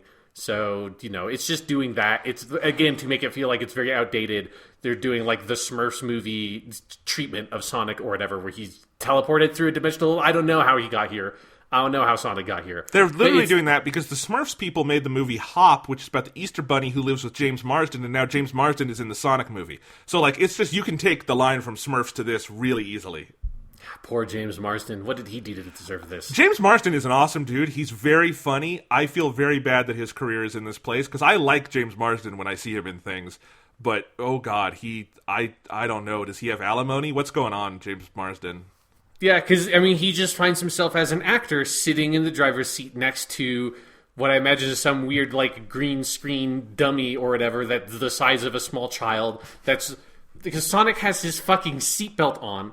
And it's just like, like you said, he's very small, which is like and he's probably about the right size for Sonic the Hedgehog. The problem is that usually, with some small exceptions, Sonic is not in a world with like adult humans. It's really only like some of the Sonic Adventure stuff, but like there it's very stylized, and it's mostly Sonic 2006 where he makes out with Princess Elise that you have like the Sonic human interaction. But at least Elise seems like a slightly shorter young woman, not like I'm like a movie actor normal size human being. And so it is Sonic goes up to like his thigh basically, and it's very weird and see him. It looks like he should be sitting on a booster seat, or like he shouldn't be allowed to sit in the passenger seat of the car. It's too dangerous because if the airbag goes off, it's going to break his fucking neck, man. Put him in the back seat. But or why is he even in the car? He's Sonic the Hedgehog. He can run faster than the fucking car. Just have him run there. Yeah, that's weird. And it's not the size so much as the proportions within that size are so freakish and wrong, and like, I don't care if you've never seen a picture of Sonic the Hedgehog before. When you see Sonic standing in this thing, it looks wrong. No creature could possibly have those proportions. It's just like, it looks like it should be in a fucking Cronenberg movie. Like, this is what Jeff Goldblum crawls into. He gets a hedgehog and Jeff Goldblum and a can of blue paint go in the fucking machine, and this comes out. Yes, it's just the Brundle hog, and then it's it's just deformed and melted. Kill me. Yeah, it's fucking rough. Oh my god. It's rough. And you know what? They got the message, because on Thursday, director Jeff Fowler wrote on Twitter that they will be updating the design in the finished film in response to the reactions. Which, I mean, I have so many questions about this, because the movie's coming out in November. There's not enough time to fix this. I don't think you even really can fix this. Like, because they can't change eyeline matches between James Marsden and Sonic. Like, they might be able to do some stuff with the face. But no matter what they do, as people have pointed out, this is going to entail a lot of CGI artists having to do a lot of hard work, probably under horrible crunch conditions, to get this done by November. And I'm betting every one of those artists working in the trenches told Jeff Fowler and the executives over and over again, this looks wrong. I don't like animating this. Please don't make me do this. They're going to hate it. And they're all like, no, this, what's his name? Sonic? Okay, yeah, that's Sonic guy. Yeah, he's a, what is he, a hedgehog? Okay, yeah. No, they're gonna love it. The kids are gonna love it. Don't worry about it. Because nobody working on this movie knew what the fuck Sonic the Hedgehog was. That's just a guarantee from this trailer. I mean, can you imagine the depth of the nightmares you would have if your job is to spend hours at a computer screen animating this fucking monstrous, horrific, grotesque creature? We need... Okay, all the people who are doing all the investigative journalism about, like, Trump and the White House, nothing's going to come of that because there are no consequences for bad behavior anymore. Get off of that, and I want you to do an interview with the guy who did the teeth, because I want to know what that guy's living nightmare is every day, and I think we need our best journalists on it to find out who in the world had to do the teeth on Sonic the Hedgehog, because that guy probably has horrible post-traumatic stress disorder every night. Yeah, I don't want to think about it too much. I will say one positive thing about the trailer. I do kind of like the bit at the very, very, very end where Jim Carrey looks like Dr. Robotnik, and he's bald, and he's got the big fuck-off mustache, and he looks like he's in Mushroom Hill Zone from Sonic and Knuckles, because there are giant mushrooms in the background. And that was like a vision of you know what? If that's what this movie was, that would, like, it probably still wouldn't be good, but it would be a more acceptable level of, like, disposable kids movie, as opposed to the, like, atrociously awful kids movie that it looks like it's going to be. But the thing that I'm, like, 95% certain of is that little tiny scene at the very end of the trailer is a little tiny scene at the end of the movie, because he's going to spend the whole movie just looking like Jim Carrey, and they're going to be on Earth, and then he's going to, like, fall through some sort of portal, and that's how Sonic will beat him, and then you'll get, like, the stinger for the sequel, which is going to be him in Sonic's world, and he's like, hey, Sonic, aha! And he's got the weird mustache, and that's going to be the end of the movie. I'm 95% certain that is exactly how this movie ends. I am with you 100% on that. Yeah, like that's if you just gave me that still, if that was the first thing we saw to this movie, I'd be kind of psyched. I'd be like, that actually looks really cool. But it is one shot. It's not going to be in the movie much, and it's still Jim Carrey under there. I gotta give our listeners some tough love here, Sean, on Jim Carrey. All right? Yeah. Everyone loves Jim Carrey now, and I'm not entirely sure why. I know he was in a lot of movies that were mostly bad when we were kids, and we liked those because we were kids and anything entertained us. But I knew by like 2004 that this guy was fucking obnoxious. Like he's in some good movies. Eternal Sunshine of the Spotless Mind, Truman Show. Very good dramatic actor when you ask him to be. He's also in fucking Ace Ventura and The Grinch and Dumb and Dumber and all this stuff where some of these movies are better than others. And I agree he can be funny at times. But the calibration between funny Jim Carrey and ungodly, obnoxious Jim Carrey is a really fine calibration, and he fell on the wrong side of that line a lot in his heyday, more than I think we like to remember. And then he disappeared for a number of years, and that made us all kind of sad because we worried about him.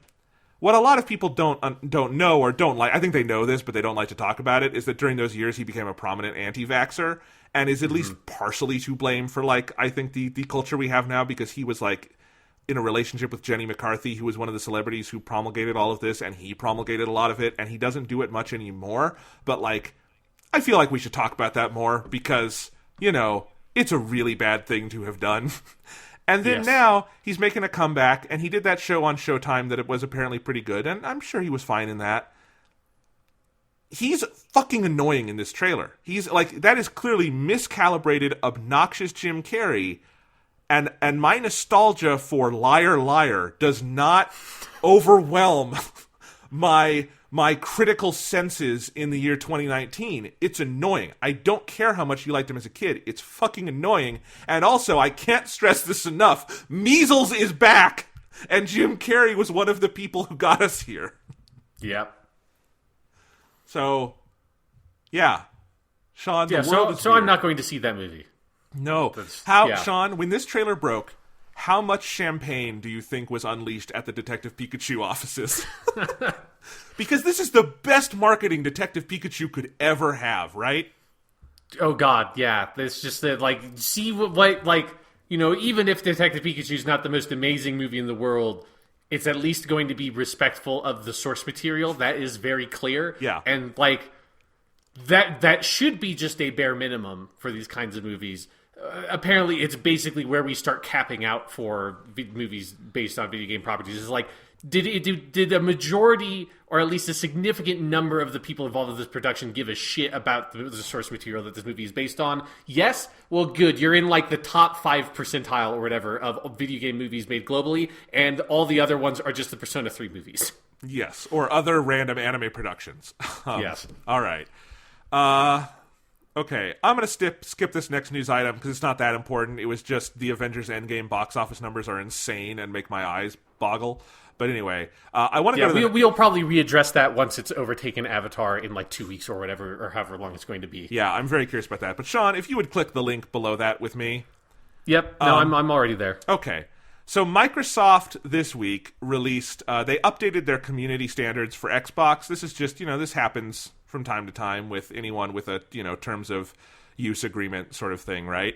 And my page is emphatically not loading. Okay, there it goes. All right. But they also, they went beyond just, giving you the basic rules, in that they also provided a lot of examples of trash talk on Xbox Live and what is and is not acceptable. All right? So, Sean, if we go back down to the part where it says, here's some stuff Microsoft recommends you shouldn't be saying online, and then it says, here's acceptable, I'm going to do the unacceptable trash talk, and then, Sean, I want you, in your best, 11-year-old, to do the acceptable trash talk for us, okay? All right, I can do this. Okay, so this is in Microsoft's official, terms of service now. So here's what you shouldn't be saying. Get sexual threat. Can't believe you thought you were on my level. Hey, profanity. That was some serious potato aim. Get wrecked, trash. Only reason you went positive was you spent all day camping. Kiss, kid. Cheap win, totally expected from a racial slur. Geez, that got real really fast. You suck, get out of my country. Maybe they'll let you back in when your KD's over 1. Wow, that got very weirdly specific at the end, Sean. Yeah, I wonder if there's maybe like a political moment happening in America that makes it necessary to include the "get out of my country" as a phrase that's not acceptable in trash talk. Yes. But then, Sean, very helpfully from Microsoft, they gave us a bunch of trash talk that is acceptable. This is, you can go on Xbox Live right now and repeat these words and you're fine. Yeah, you know how, like, back in the day, Nintendo games got, like, the Nintendo quality seal of approval? Well, these lines, these hot zingers from Microsoft, this gets their seal of approval for trash talking on Xbox Live. Get destroyed!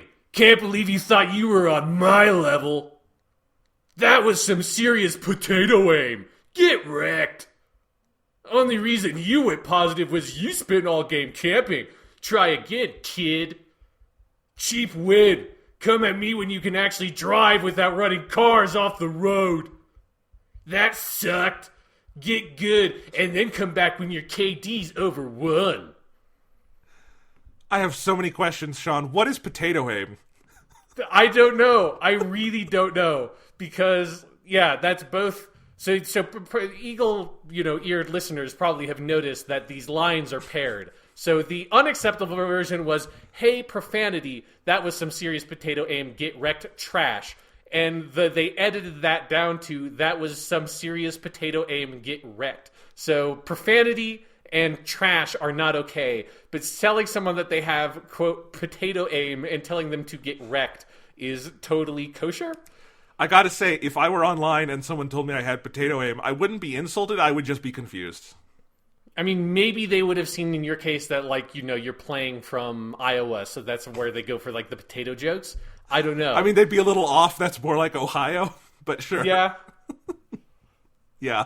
It's so bizarre to me, because there's two parts to this. One part is cool, like, good. You're trying to maybe crack down on trash talking and saying, like, hey, these kinds of things, sexual threats, yelling profanity at people, anything involving a racial slur or references to people getting out of the country, all of those things are not allowed and not acceptable as trash talk. Like, that's good, cool. Thank you for getting that message out there, Microsoft. The part that feels a little bit miscalculated is this idea that then meant they had the onus was on them to provide acceptable examples of trash talk, which is like, no, you don't. Nobody's asking for that from you, Microsoft, and it's like you shouldn't like saying that these are examples of trash talk that is acceptable is basically you tacitly admitting like it's a good thing. Like, we want people to trash talk this way. It's just like a no. Like, anybody who says that sucked, get good, and then come back when your KD's over 1, that person's a fucking asshole. Yo, and you don't want to be playing online with them. Why doesn't it just say, don't trash talk, it's mean? Like, nobody likes this. What the hell is going on? It's so bizarre. Yeah, and it's something where, like, I don't think that somebody saying, cheap win, come at me when you can actually drive without running cars off the road. Okay, that was a bad example, because that one I don't understand. That come at me when you can actually drive without running cars off the road is such a bizarrely specific example. Let's go to, that was some serious potato aim, get wrecked. Like, telling someone to get wrecked online is lame, and you shouldn't do it, and you're probably a dick if you do it all the time. But I don't think that someone should be banned from Xbox Live for saying that the way I think they should if they're, like, shouting racial slurs. That being said, you shouldn't then put out a message that's like, well, it is totally okay for you to say get wrecked just because you shouldn't ban people for it. You should just, like, quietly accept that people are going to trash talk online, but not bring attention to the acceptable examples, only bring attention to the unacceptable examples. It's such a bizarre move that Microsoft made in doing this, but I kind of am astounded by it. Let me give you an example, Sean. Most syllabuses for college classes have some do's and don'ts, right? Yes. And one of the don'ts usually is like, don't be on your phone during class, right? Don't do that. Uh-huh. Most college syllabuses don't list out, like, though, that, like, if you fall asleep in class. They don't do that, right? Like, it's generally understood societally, like, if you're going to go to a class, you shouldn't fall asleep, right? Uh-huh. But it's not in the rules. Like, it's not in, like, the college bylines that you will get expelled for that, you know? the flip side of that would be like if in the syllabus they said, okay, don't use your phone in class, but if you want to sit in the front row and take a nap, do it. You're not going to get kicked out or get an F, so therefore, sleep away. Classrooms are for nap time. Like, it's such a weird usage of, like, the do's and don'ts structure of, like, obviously there's always going to be bad behavior that is not penalized. That doesn't mean it should be accepted. Yeah, it is or like encouraged in this case. Like you just don't have the onus to provide examples of what you can do up to the level of it being unacceptable. Like you don't have to give people examples of like a, you can't have your cell phone out and like openly texting in the middle of class, but it would be totally acceptable if you had it sort of like in your pocket and you were doing it subtly so that nobody could see you. Like putting that in the syllabus is like, well, yeah, if nobody's noticing it, you can't catch it. Of course, it's technically acceptable in some weird way that we're not going to penalize you for it, but you shouldn't indicate to people that that's something that you could do. Like you just say, don't fucking use your cell phone in class, and that's all you have to say about it, and then you deal with everything else. Yeah. It's bizarre, but also I love that Microsoft wrote this out because now we all have the term potato aim in our vernacular. And I can't wait, Sean. After this podcast, I'm going to go boot up Fortnite and yell at some 12-year-olds for their potato aim. Yep. Tell them that the only reason they went positive was they spent all game camping. Try again, kid. All right. You want to move on? Yeah, let's move on. We're all living in a Pokemon world today because we are talking about Pokemon, the first movie. Really, I think one of the most conveniently titled films of all time because it really tells you, like, this is the first one. It's very easy to find. No one's confused on which is the first Pokemon movie. Yeah, it's not like the Indiana Jones movies where it's like they all have different subtitles and there's no numbers. It's like you're looking at the list of Pokemon movies. You're like, oh, here's Pokemon the movie 2000. Was that the first one? Here's Pokemon Forever. Is that the fourth Pokemon movie, or is it they're just using the word Forever as a subtitle? And then you say, Pokemon the first movie. Gotcha. That's the first fucking movie. All right. So why are we talking about this movie today? It's because there's a number of reasons, as we said. 2019 is the 20th anniversary of Pokemon the first movie. This came out in the year 1999 in the United States. And we are going to be talking about the American release of this, obviously, today. We'll get into that more later. So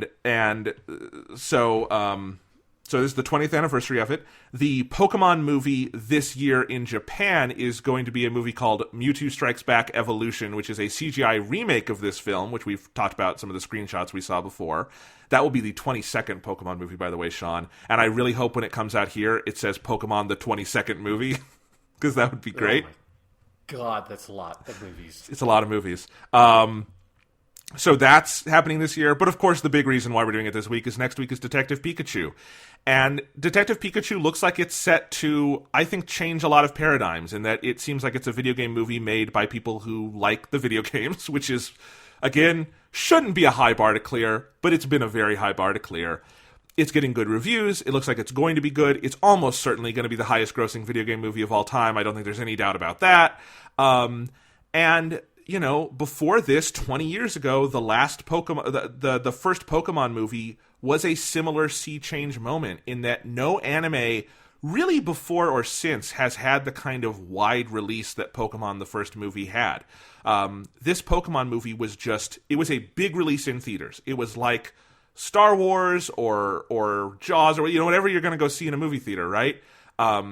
It was just there. You went to see it. There was no special screenings. It was just a normal major movie. It made a ton of money. The first one made $100 million in the U.S., and it was just a big release. It was by Warner Brothers, and that really has not happened before or since. Pokemon 2003 also had major theatrical runs, but they didn't do as well, and then after that, they petered off. 4 and 5 were in theaters, but only in very limited engagements, and then the last two movies, movie 20 and 21, did get like Fathom Events screenings.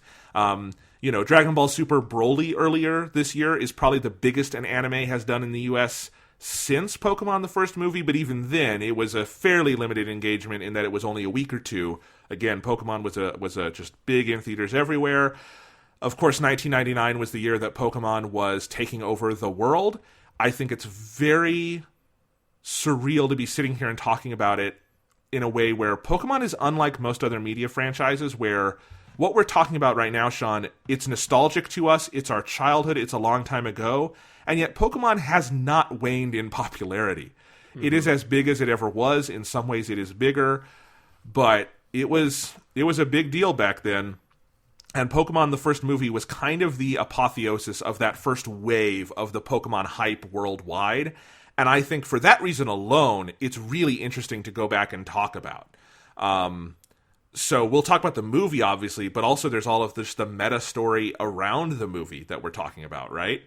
And yes, I'm curious about that too. So Sean, I'll just throw it to you. In 1999, when this movie came out, you know, like, where were you? What are your memories of it? What kind of Pokemon fan were you?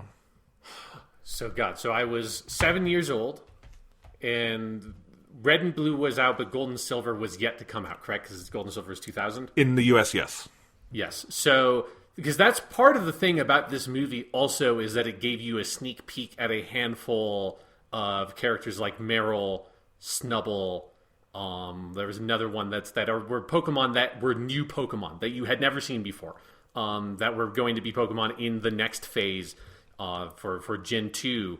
And that was one of the things that was very strange. I remember about seeing the movie was like oh god, there are going to be new Pokemon, like with the Togepi and all this shit. Like, what the fuck is all this shit? And yeah, that's exactly what you were saying as a 7-year-old in the theater. You see Meryl, what the fuck is all this shit? What the fuck is what's a Meryl? And why did like every 2 minutes in this weird 20-minute short in front of the movie is there just a psychedelic dance sequence by a bunch of Mankeys or whatever? We'll get there.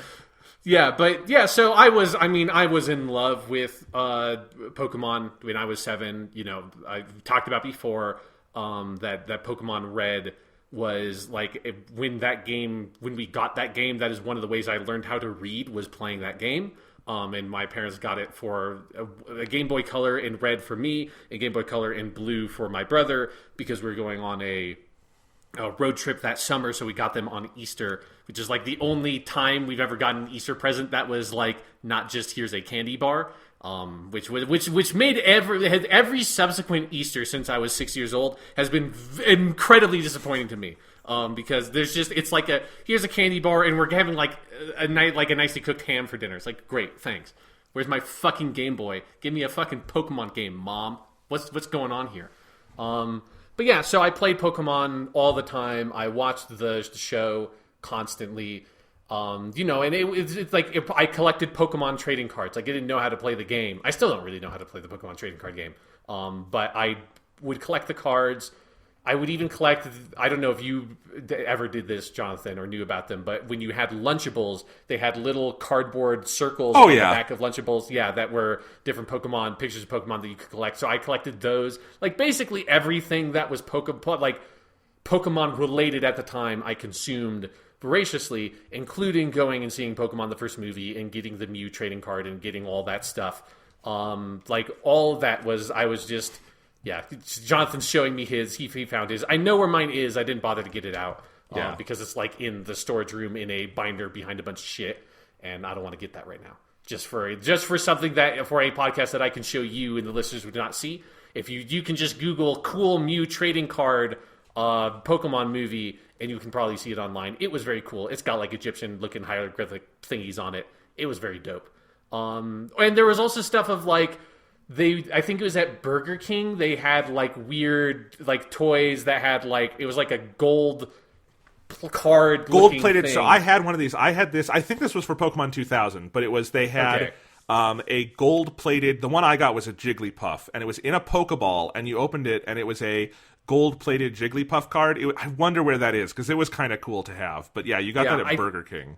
I want to say that mine was a Poliwhirl, or one of the related evolutions. And so and my memory of this is like very mixed with, for me, the distinction between Pokemon the first movie and Pokemon the movie 2000 is very thin. Like, I know the movies distinctly very well, but the everything swirling around it, like, that was for me, like, that was Pokemon. And then after, like, Gold and Silver came out, and I played some Gold and Silver, and I never finished those games. And then after that, I stopped watching the Pokemon cartoon and kind of just left Pokemon for most of the rest of my life. Like, I would dip in for Emerald and stuff like that. But even though I do there's a part of me that still considers myself to be a Pokemon fan in a weird way. When I actually look back on the history of my life, I'm 100% just a fair weather Pokemon fan that liked Pokemon when it was super popular and I was a little kid.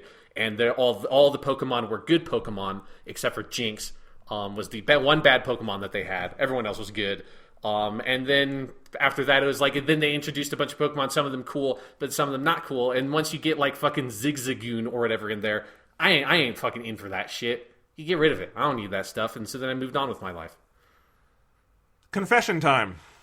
Yes. I feel like we talked about this before, but it bears repeating your relationship with all the Pokemon movies and all that stuff. You know this better than our listeners do, because you and I have had this conversation. I think we've mentioned this on the podcast, but I don't talk about this a lot. Pokemon was my thing as a kid. Like it was my number one fandom. I was into Pokemon more than anything else. The year I would have gotten into Pokemon was 1999, because I know it was the year of the first movie. The games came out here in 98. I would have started playing 99, because that's also when I got my Game Boy Color, and I would have had Red. No, I started with Yellow, actually, is I think the first one I got, because I remember renting it from a Blockbuster.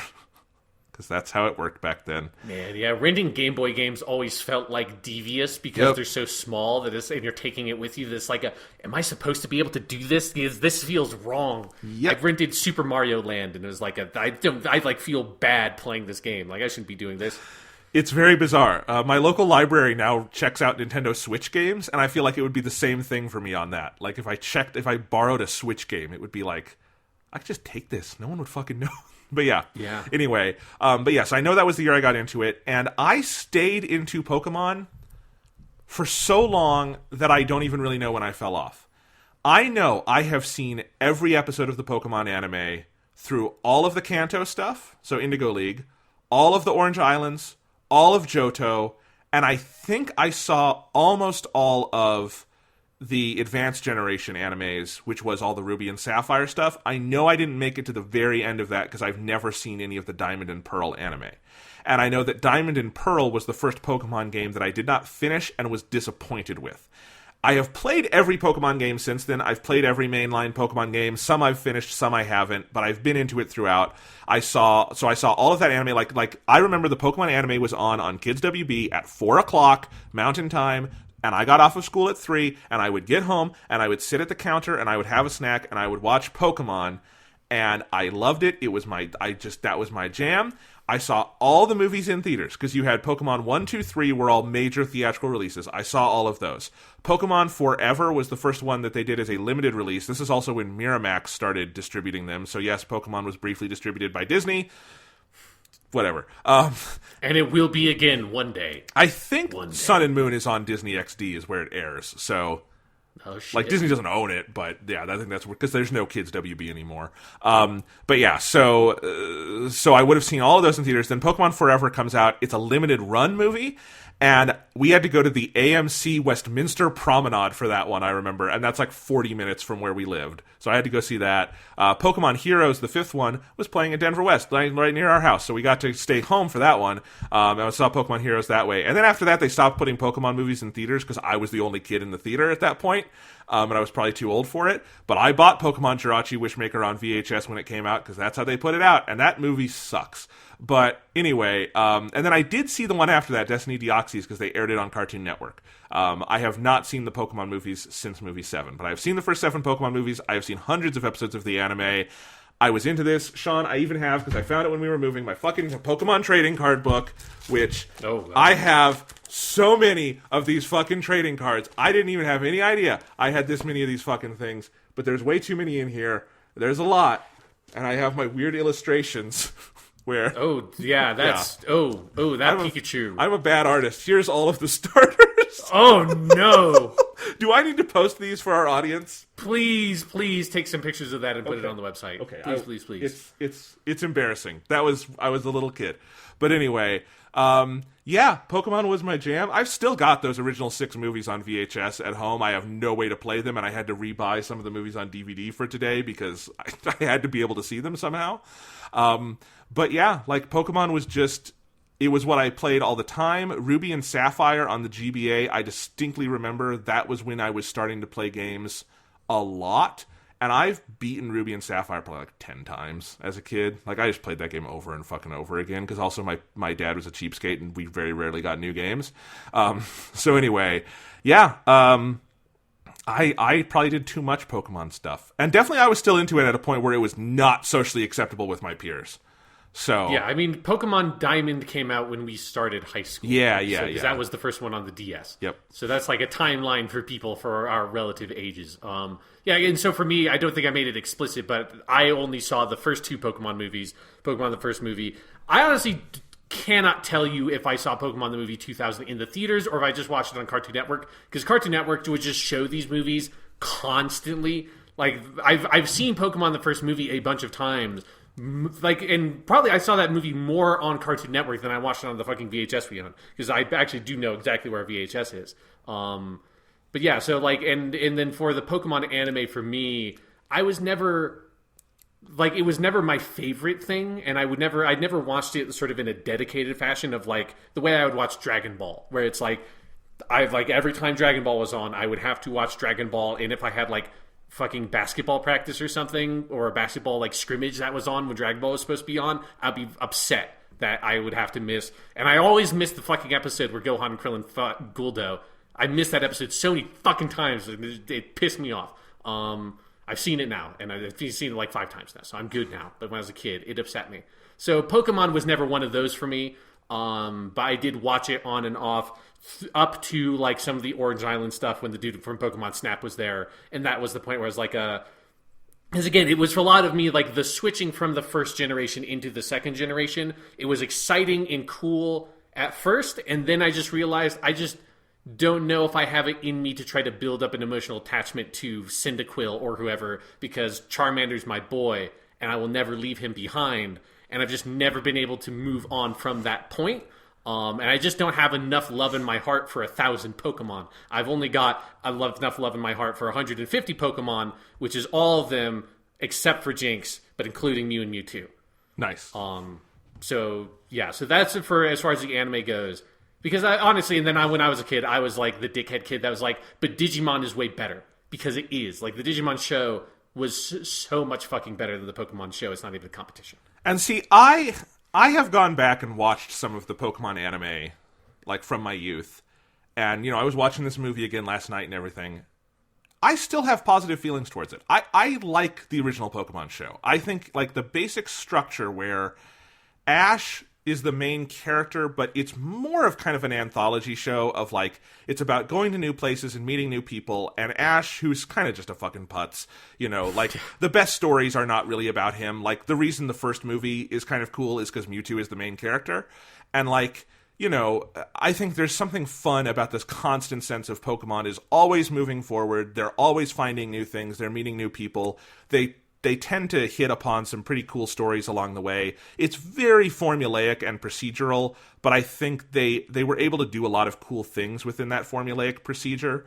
And, I think there's also something about, like, Pokemon has only ever come out over here dubbed. There's never been an official release of any Japanese version of Pokemon. They're very, like, they keep a fucking iron curtain between that. But Pokemon has also always generally been pretty well dubbed for what it is. Like, I think it was the one show 4Kids did that they were well equipped to do, because 4Kids shat all over everything else they did, like Yu-Gi-Oh! And One Piece. But I think they got Pokemon pretty much right. Like, I have a lot of affection for a lot of those voices, and I even think there's some performances that are really, really good, like Maddie Blaustein, who does Meowth. Meowth just has one of the coolest voices in animation, and I love that. So there's, and this is so inexorably like tied to nostalgia for me that you can't separate them, but those are kind of my general feelings. And so now it feels like the appropriate time for me to confess something to you, Jonathan. Okay. Which is, when I started watching Pokemon the first movie this morning, I started watching, so you very kindly ripped the DVD that you have and shared it with me so that I could watch it. Because it's actually weirdly kind of hard to get a decent copy of it. We'll talk about that in a second, yeah. Yeah, so I started watching it, and I got like 5 to 10 minutes in, and I realized I had vastly overestimated the amount of nostalgia I had for Pokemon the first movie, and realized I couldn't, even though the movie's only like 70 minutes long, I couldn't quite watch it that way. So instead, I just torrented the Japanese version online and watched that one. Okay. And that's a much better movie. And I did piece my way through Pokemon the first movie, the English version, to remind myself of some of the pivotal scenes and compare them. But yeah, I actually don't entirely agree with your assessment that 4Kids did not shit on it, because they're basically different movies at some point. Okay, this is it. I'm excited to talk about this because I'm sure you're right. I have not seen a lot of Pokemon in Japanese. I would love to at least go through maybe some of the movies and watch them in Japanese, because I know this one they changed a lot. And yeah, so maybe it is just a haze of nostalgia for me. But let's talk about what we watched, because yes, if you try to watch a modern DVD, Blu-ray, digital stream or whatever of Pokemon the first movie, what they're selling is just the movie portion. And they don't have the short Pikachu's Vacation, which aired in the way this always worked was when you went to the theaters, there was a Pikachu short and then the movie, and then on VHS you would have them together. So they're tied together. They're not separate things. They should be presented together, but the DVDs don't do that. And then there's some other stuff missing. So yeah, I had to try to find a DVD that would replicate the VHS for me of Pokemon the first movie, and that had all of that stuff. So that's what I watched. I had to buy the DVD fucking twice, because the first DVD Amazon sent me had Pokemon 2000 in it. It didn't have Pokemon the first movie. And I was like, I guess I could tell Sean we're watching a different movie, but it really doesn't work if we're not doing the first movie. So I had to buy it twice, and I'll return one of these at some point. But yeah, so that's what I watched. I have a pretty high tolerance for the dub, because I think there's some good stuff in it. But this movie has an interesting history in Japanese, because the version that exists in Japanese now is not the original theatrical release version. Because in 98, the movie called Mewtwo Strikes Back came out in theaters in Japan. Then they went to work on the English dub presentation, and they actually reanimated some parts of the movie. And in Japan, they added a 10-minute prologue about Mewtwo's origin. And they added that to the movie. But then in America, they thought it was too dark, and they didn't put it on the theatrical print. But on DVD and VHS, there is a 3-minute cut down of it. But this version of Mewtwo Strikes Back is called the Kanzenban release, the complete release of Mewtwo Strikes Back, and that's the version in Japan now. So that has its own convoluted history. But yes, we have the short Pikachu's Vacation, and then we have the full film, Mewtwo Strikes Back. And I'm really curious about what you found different. When you say the movie, do you mean Pikachu's Vacation, or do you mean the movie part itself? Oh no, Pikachu's Vacation is basically identical. Yeah. I did mostly watch that in Japanese, mostly just because I found the music choices more acceptable in the Japanese version. Yeah. Because just a lot of the music has aged poorly, as most early 2000s, late 90s music kind of has. But yeah, so the Pikachu's Vacation, or Pikachu's Summer Vacation, as it is called in Japanese. That's basically almost completely identical, with the exception of some of the Pokemon voices. If they change a Pokemon's name, that means that they then have to change the performance. But if the Pokemon's name, like Pikachu or Mew, stays the same, then the voice is just whatever the Japanese voice is. So other than that, it's identical. There's no meaningful difference. The actual movie Mewtwo Strikes Back is noticeably very different between the two versions. Yeah, so I've heard about this. We'll loop back around to Pikachu's Vacation then, because I'm so curious about this. Did the version you watch have the big 10-minute Mewtwo origin thing? Yes, yeah. Because that's a weird short. Because that's just sort of seamlessly integrated into the beginning of the movie. So the version you get if you watch, I guess the original Japanese version, or if you watch any English version, just sort of either starts with if you have the Mewtwo prologue thing for English, is you get 2 minutes of whatever the scientist walking through the woods or the jungle being and here's a Mew, the shrine of Mew, and I found his eyelash. And that's how we make Mewtwo. But then the movie really starts with a fully grown Mewtwo in the lab, being tested on. He wakes up, he explodes the lab, Giovanni shows up, all that shit. In the version I watched, which has the extra prologue on it, the movie starts with them finding the Mew's eyelash in the temple and using that to try to clone Mewtwo. But then it's about 10 minutes of Mewtwo as a small baby Mewtwo in a lab with the scientist, and he has created an AI construct, recreation of the mind of his dead daughter, Ai, who is now this AI construct is I2, and then there's a clone Squirtle, Charmander, and Bulbasaur, and all of them are in like the big like tanks like you see the clones later in the movie being in, and they are all connected through like a kind of telepathic hive mind thing, and are playing around inside of I2's memories, and Mewtwo and I2 become friends. But then eventually something goes wrong, like the cloning process is imperfect, and Squirtle, Charmander, and Bulbasaur slowly start disappearing, and then they disappear, and Mewtwo's just sort of floating there with I2 being like, what's going on, like, what's happening? And then she's like, oh, I think our time is up. She starts slowly disappearing.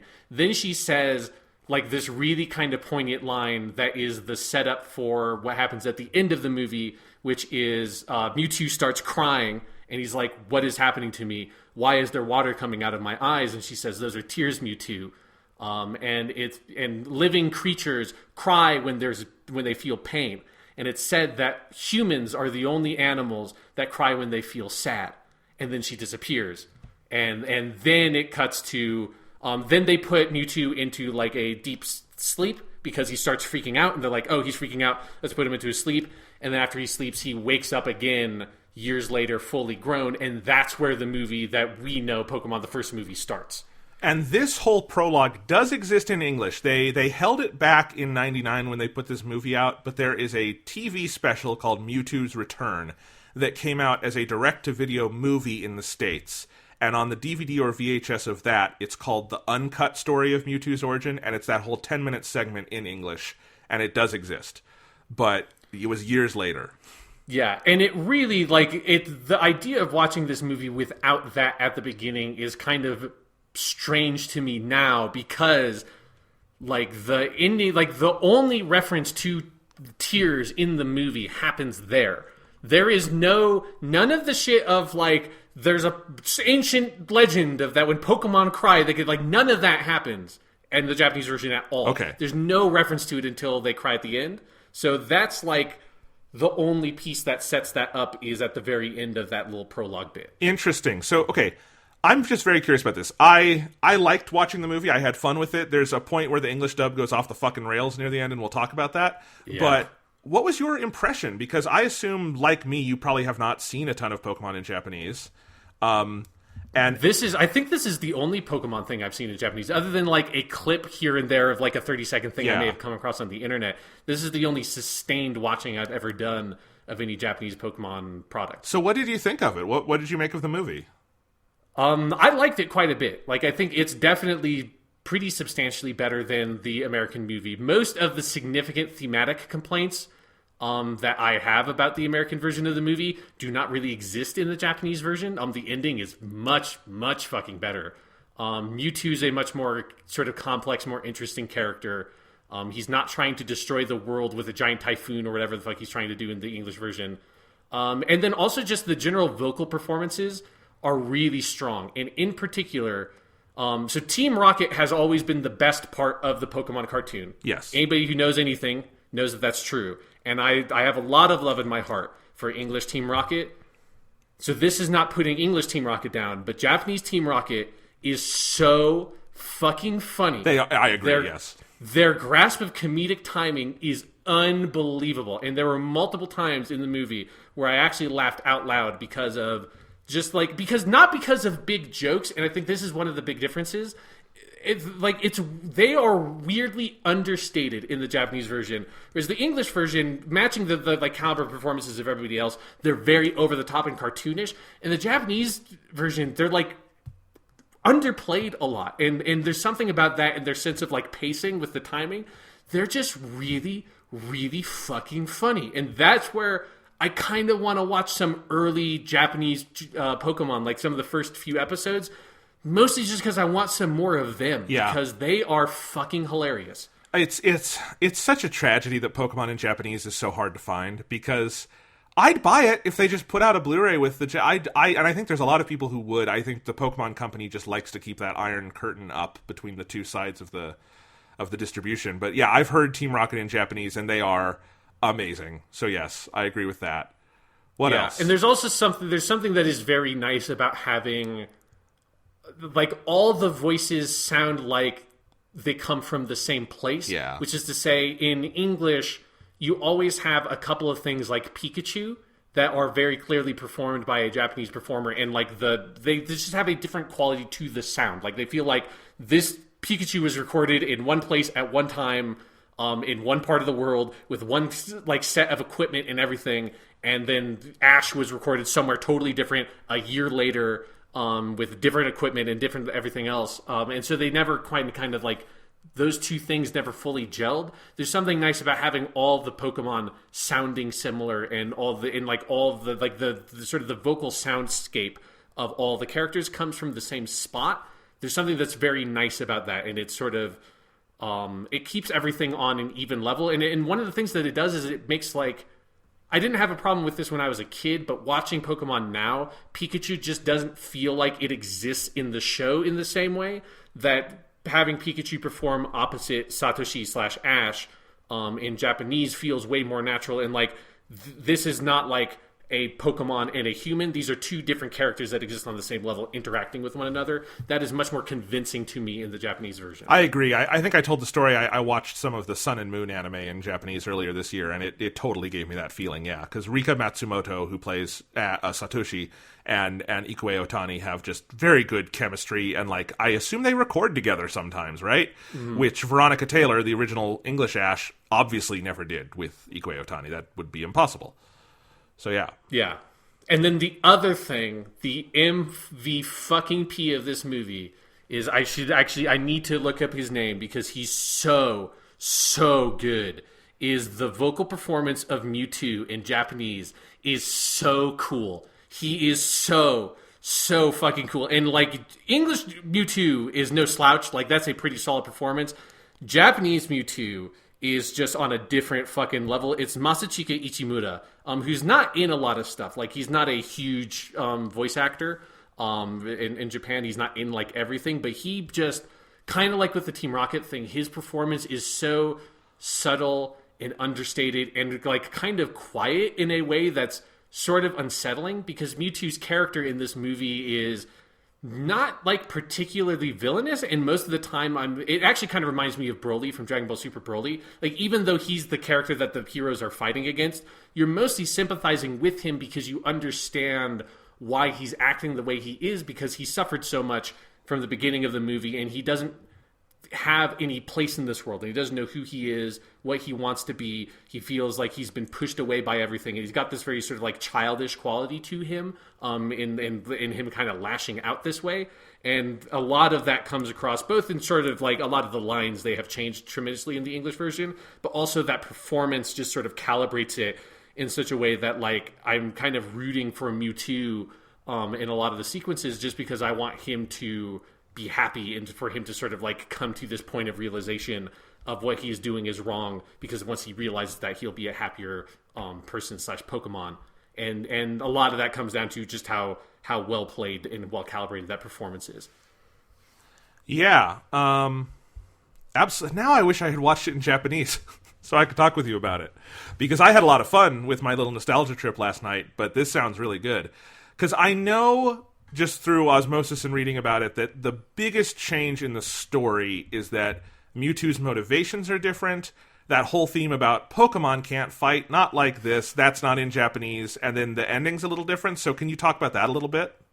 Yes. So that's probably the most substantial actual change to the movie, is that kind of, there's the two elements that are sort of connected. Is one, in the English version, Mewtwo has several lines where he's basically saying, I'm going to take over the world, I'm going to like exterminate humanity. He's going to kill all human and Pokemon. It's weirdly dark, yeah.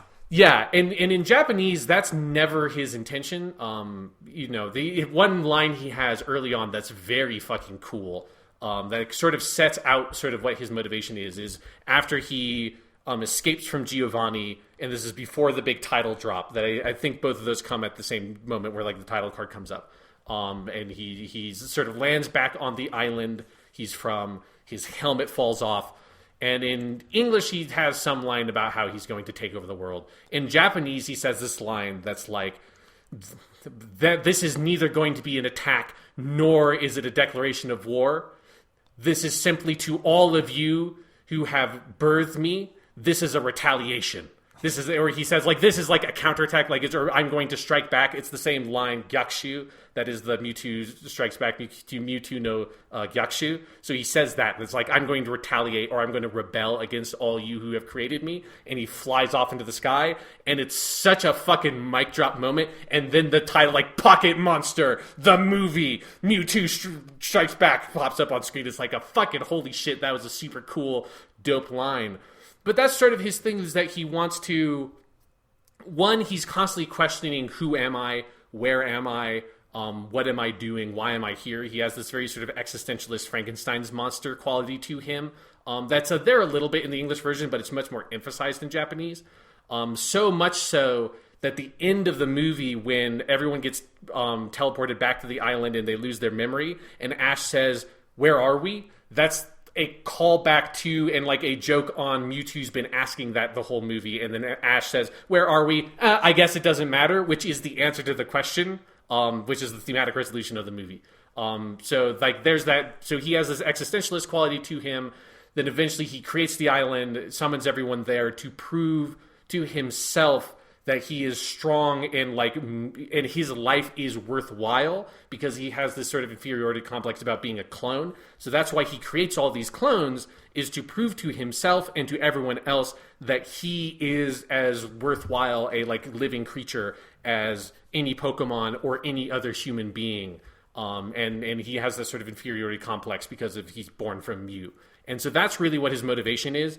It has nothing to do with killing people. He doesn't want to kill anybody. In fact, once he's proved his point, he has this really good line where he says, I have no interest in taking your lives. You can go back to the island if you can make it through that storm, I guess. And he gives this little smirk. So he doesn't want to take over the world or destroy anybody. He just wants to prove that he's powerful and that he like there is meaning in his life is really what he's out for. And that's a pretty substantial change from the way that the English movie handles it. The other thing is, that the fighting stuff at the end of, like, Pokemon aren't meant to fight, not like this. None of that. Not a single fucking drop of that is in the Japanese movie. There's no reference to, like, Pokemon aren't meant to fight like this. The closest you get is that, because you obviously have the scene where the Pokemon, the quote-unquote real Pokemon fight their clones. That's where all that happens. In Japanese, they contextualize that scene as Mewtwo's trying to prove that his Pokemon are the strongest. And so he wins the fight between like Charizard versus Charizard, Blastoise versus Blastoise, Venusaur versus Venusaur. He wins all of those fights. Then Mew comes down. All that shit happens with Mew. Then Mew has his like Mew, Mew, Mew, Mew, Mew, Mew that Meowth translates. In Japanese, when he translates that, what Mew is saying that as long as the Pokemon are fighting and their bodies are clashing together and they're not throwing out moves. And since like if it's not a Pokemon battle and it's just a brawl, the real ones will never lose against the fake ones, is basically what Mew says. Interesting. And that's why all the Pokemon then start fighting and they're just beating the shit out of each other. And that's why it's so shocking to everybody, is not because Pokemon aren't meant to fight, blah, blah, blah, blah, blah. And like this isn't what we're supposed to be doing. It's that these Pokemon are just beating each other to death. This isn't a Pokemon battle. This is like a Pokemon war. And that's more of the context that they give it is, and there's no character trying to moralize it that way. The moralizing is more around, we shouldn't be fighting because we're all worthwhile. It doesn't matter if you're a real, quote-unquote, real Pokemon or you're a clone. We're all living beings together. Why can't we just get along? That's like the moral message of the movie, not we shouldn't fight because fighting is bad. It's that we shouldn't fight because we're all equal. We're all living beings. Like whether we're Pokemon or we're human, whether we're like born or we're clones, we're all equal people and we shouldn't kill each other. See, and I think the bones of this movie, in Japanese or in English, are pretty sturdy. I think this is a pretty good anime movie. And it sounds like they're much sturdier in Japanese. I think a lot of this shines through. I think it's a well-animated movie. I like the structure. I like the pace. There's a lot of good character moments. There's some iconic stuff in there that's iconic for good reason. Mewtwo is still a really cool character in English, but I'm really now like salivating to see the Japanese film. You're going to have to tell me where you found it. I've had trouble finding some of this stuff in Japanese over the years. Maybe I'm just bad at it. But yeah, it's... It's interesting. We'll go through all of my different thoughts because I have just a lot of jokes to make about the dub because it is very cheesy at different moments, and I'm sure we can get into that. But it sounds pretty cool because also I assume this movie has no weird pop music in it in Japanese. No. Okay. There's like an insert song where the English Pokemon theme song happens at the beginning. There's a different song in Japanese, and then there's a different song that plays over the credits. Okay. But other than that, there are no insert songs. Yeah, because there's a bunch of pop in this. They did. I will never understand why this was a thing, but back in the day, anime, whether it was Funimation, 4Kids, whoever, they always replaced the scores. So like Pokemon got a complete score replacement. Yu-Gi-Oh got a complete score replacement. Dragon Ball obviously did, and like without exception, when you hear the original music, it's not just that it's better. It's like, who would have objected to this? Like, Yu-Gi-Oh! Is actually the one that baffles me the most, because Yu-Gi-Oh! Has fucking cool music in Japanese, and I think if I were a kid, I would have thought that music was fucking cool. And, like, Dragon Ball, I can kind of understand it's a very different era of music style, and maybe kids wouldn't have been as into it. Pokemon always, to me, is also just baffling, because it's like, they're not that different. I think the Japanese is better, but, like, it's just music. Like, what the fuck are you guys doing? I almost wonder if there was like a licensing thing back in the day where like it was harder to license the music than the animation because they would just do these complete soundtrack replacements. But I don't think Pokemon had that problem because they still had Ikue Otani in there, whatever.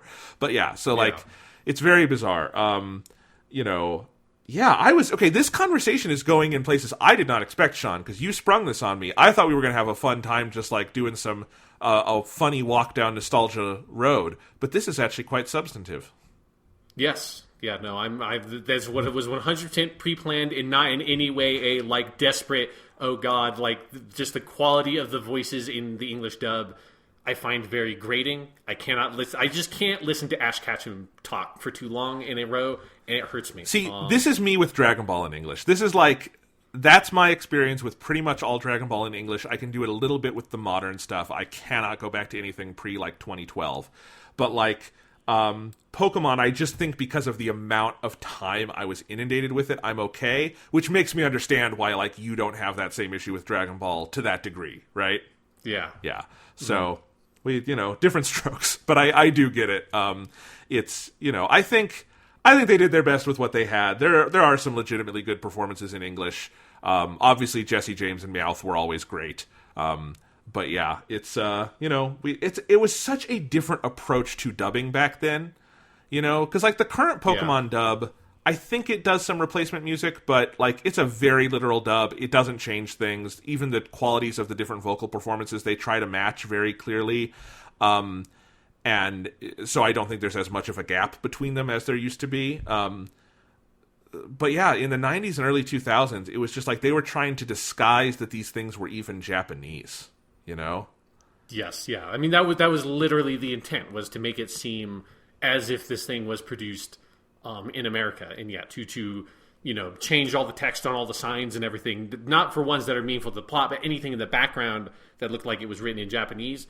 They tried to change it so that it looked English because you want to throw in references to locations and things that people know and avoid any reference to foods or anything that would clearly mark it as being Japanese, which leads to some like funny instances where they would like actually replace things with like sushi with cheeseburgers or some bullshit in old translations. They would, but Pokemon was even lazier about this because I remember there are episodes of the anime where they are eating rice balls. Like, just, Brock would make them rice balls, just a normal, simple Japanese dish of a rice ball, and they call them jelly donuts in English. Yes. Because they're so terrible. I mean, it's, like, virulently racist when you get down to it, like, now, and I think you look back at it, but, like, man, the difference between don't let the kids know this is Asian to now there's a popular Japanese streaming anime site called Crunchyroll. Like, we've come a long way, haven't we? But, okay. Do you want to talk about the movies themselves a little bit more now, though?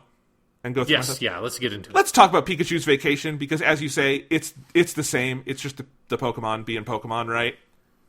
Yes, it's basically like what if we did a Looney Tunes short, but starring Pikachu instead of Bugs Bunny. I love Pikachu's Vacation. I always liked the Pikachu shorts. I think they are just... It's what you said. It's like an anime... like more like an American animated short, like Looney Tunes or something like that. or even like Roadrunner or Tom and Jerry, something where there's no dialogue, because it's all visual, it's all just pure visual inventiveness. And I think Pikachu's Vacation is really fun. It's 20 minutes. They're constantly throwing new ideas at you.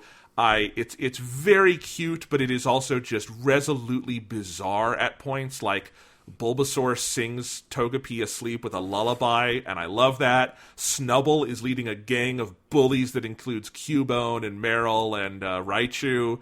There's all those, as you say, the bizarre like 60s hippie transitions where like you have like Mankeys dancing, or there's the one with all the Magnemites that's very weird. At the end of the movie, you get Pikachu giving a big inspiring speech where Ikue Otani is just going Pika, Pika, Pikachu, Pika, Pika for like 30 seconds, and it's fantastic. I could watch this any day of the week. I have fun with this. Yeah, like, it is something where, as you said earlier, Ash in Pokemon is, like, by far the least interesting thing in the show, and he's just a big dumb doofus. And I find his voice fairly grating in English now that I'm older, and it's only a little bit remedied in the Japanese version. Like, the Japanese performance of Satoshi is fine, but it's whatever. Like, the character is just a little bit dull. So if you can either have something that's just Team Rocket fucking around, or you can have something that's just Pikachu and other Pokemon getting into hijinks, that's the Pokemon cartoon at its best. And this is just 20 minutes of Pikachu and friends getting into hijinks, and that's very fun. Yep. I mean, I had to tweet a picture of this. There's the scene where Charizard gets his head stuck in the hut, and they do this cutaway to Charizard inside, and he just starts crying like he thinks he's going to be in there forever. That is such a phenomenal illustration. It's so silly, but it's also like so weirdly heartfelt. I love that stuff. It's so goofy. And then they all have to come together to save Charizard. And Charizard is... I love that Charizard is like a badass who's like kind of aloof for most of this short. And then at the end they have to save him because he got his fucking head stuck in a hut. And it's very fun. My favorite part is when Pikachu and Raichu are just like racing across like the whole park with their cheeks pressed together. That part's very funny to me. Yes. In English, you get a pop song at the beginning about being on vacation, and it's very funny, and I'm going to insert that here for a little bit so you can hear. I'm going to put in some of these pop songs because they are so silly. I think we would be robbing you if you did not get to hear excerpts of them, so let's listen to that for a second. There's some good dialogue from the Pokedex in this, which I actually had to ask, does the Pokedex talk in the Japanese version? No. I don't know if that's the case in the anime, like the TV show. In these movies, there's no instance where the Pokedex talks. Okay. The narrator is just this sort of generic, like, weird lady voice that sounds like she's like it's basically like the kind of voice you'd have in like Blue's Clues or something of like, where's the blah, blah, blah, blah, it's like that, but it's a girl. Okay. That's the narrator. Because you do have Pokedex in here, and there's one line with this really on-the-nose character exposition where this is when they're all trying to get Charizard out, and Cubone won't help. The Pokedex says, Cubone has earned its classification as the lonely Pokemon because of its usual attitude of only caring about itself. And I had to type that out because it is such a amazingly on-the-nose piece of character exposition, and I also just wrote in my notes, I guarantee you that's only in the dub. Yeah, no, that is nothing about that is... I don't even know... I don't think the narrator even says anything at that point. The narrator in the Japanese version is like... has a couple of lines, but it's very sparse. No, I have a pretty good radar at this point in my life of when the dub team is furiously adding stuff between actual lines of dialogue, and that's just the way like that shot is composed and the length of the edit. I'm like, yeah, no one's talking here in Japanese. I guarantee you. So yeah. But Pikachu's Vacation, like, I love all of these. There's Pikachu's Rescue Adventure on Pokemon 2000. That one's okay. Pikachu and Pichu in Pokemon 3 is a lot of fun, and that is one that you cannot see in Japanese anymore, unless you torrent it, I assume, because the narrator of the Pokemon 3 short was arrested for drugs, and they have erased that short from existence in Japan. So there you go. Yeah. But there were some fun ones of these back in the day. Anything else to say about Pikachu's Vacation? It's just a good time. It's just fun. Yep. You know, that's like... I'm not sure if I would recommend, even like, you know, I was talking about how the Japanese version of Pokemon, the first movie, is better than the English version. I don't want to give the impression that that means I think it's like an amazing movie and that people should go out of their way to see it. It's more of like a fun curiosity. If you have an affection and nostalgia for Pokemon and you just want a little bit of a buzz, then you should watch Pikachu's Vacation, because it's just a lot of fun. Oh, yeah. It's good happy time. It's why I'm so kind of offended by them not putting these out anymore. Because one, they were part of the experience. Because this is a 70-minute movie in English. It's longer in Japanese. But like, if you went to see a 70-minute movie in theaters, you'd be pretty pissed off. So they add this 20-minute short, so it feels like a full feature-length runtime. And yeah, you gotta have Pikachu's Vacation. It's the best part. All right, then we get into the actual movie. The opening of this in English is so goofy, and I love it. It opens with like images of rivers and trees, and there's this like image of a river, and the tree, and like the river is like the waves are wafting over it kind of softly, and there's a tree reflected in the river, and then the narrator comes in and says, "Life, the great miracle, and the great mystery." And I need to do the video where I put this together with the beginning of Terrence Malick's The New World, because it is weirdly similar, and I think it is. I did not remember that the Pokemon movie got off to such an existential start. It's very bizarre. I do not think any of that narration is in the Japanese version. Probably not. Like, he goes on and on about like how life, it's a mystery, it's a miracle. It's dumb. Let's see. Brock starts sexually harassing women as soon as he sees them in hologram form at the beginning of this movie. Is Brock that perverted in Japanese? I mean, he still is, like, every time he sees a lady, he's like, oh, she's very cute, or she's very pretty. But at least in this movie, it feels less. I think it's mostly like the performance is not as cartoonish, so it's not as grating. Yeah, it's not as much like a because I feel like the way the English version is calibrated, he might as well have like the eyes popping out and his jaw hit the ground like, oh, whoo, God, like do the full on Looney Tunes kind of thing. He's not quite like that in Japanese, but every time he sees a lady, he's like, oh, that's a cute lady. Okay, yeah, and that's also something that you can probably modulate differently in Japanese than in English. There's something about the way Brock is voiced as like this full-grown man walking around with these kids, constantly hitting on women when they don't, constantly making unwanted advances on women, that like as an adult I watch that and I'm like, this would not fly today. It is. Brock's a perv. Yeah, he's just a bit more soft-spoken, which is true across the board of basically every single performance in Japanese for Pokemon. It's like they're just more soft-spoken and less like a "Hey guys," which is more the like kids' cartoon English voice thing we do. Yep.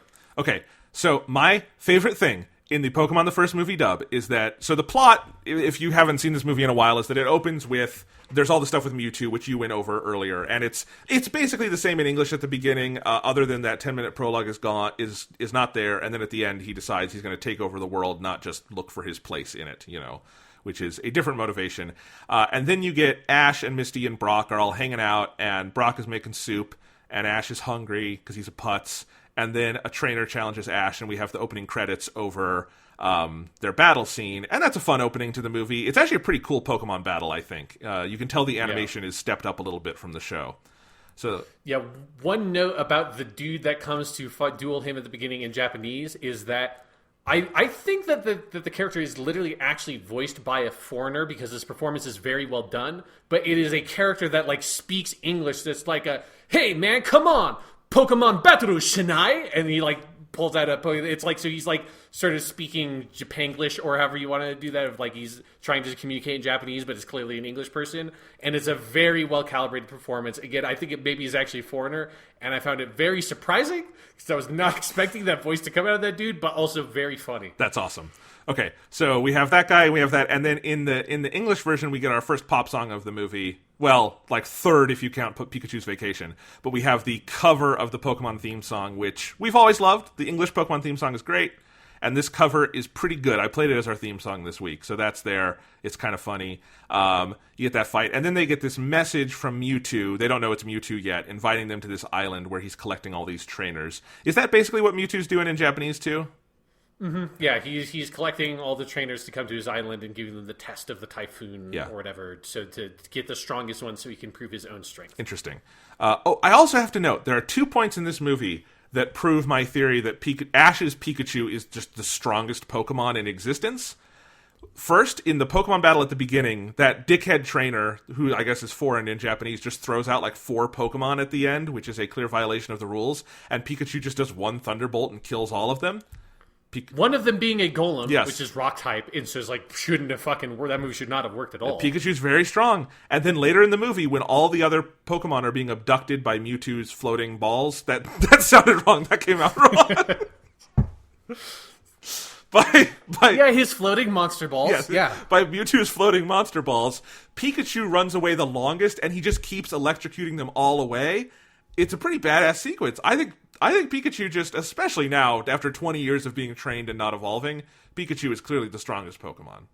I mean, why do you think Team Rocket wants Pikachu so bad? It's because Pikachu's the best Pokemon. Yes. Really wasted on a putz like Ash, but oh well. Anyway, so I forget what I was... literally any other trainer would have become like the Pokemon Grandmaster at this point with Pikachu. Yes. It's just because Ash sucks so hard that he still has not managed it after like 20 fucking years. Yes.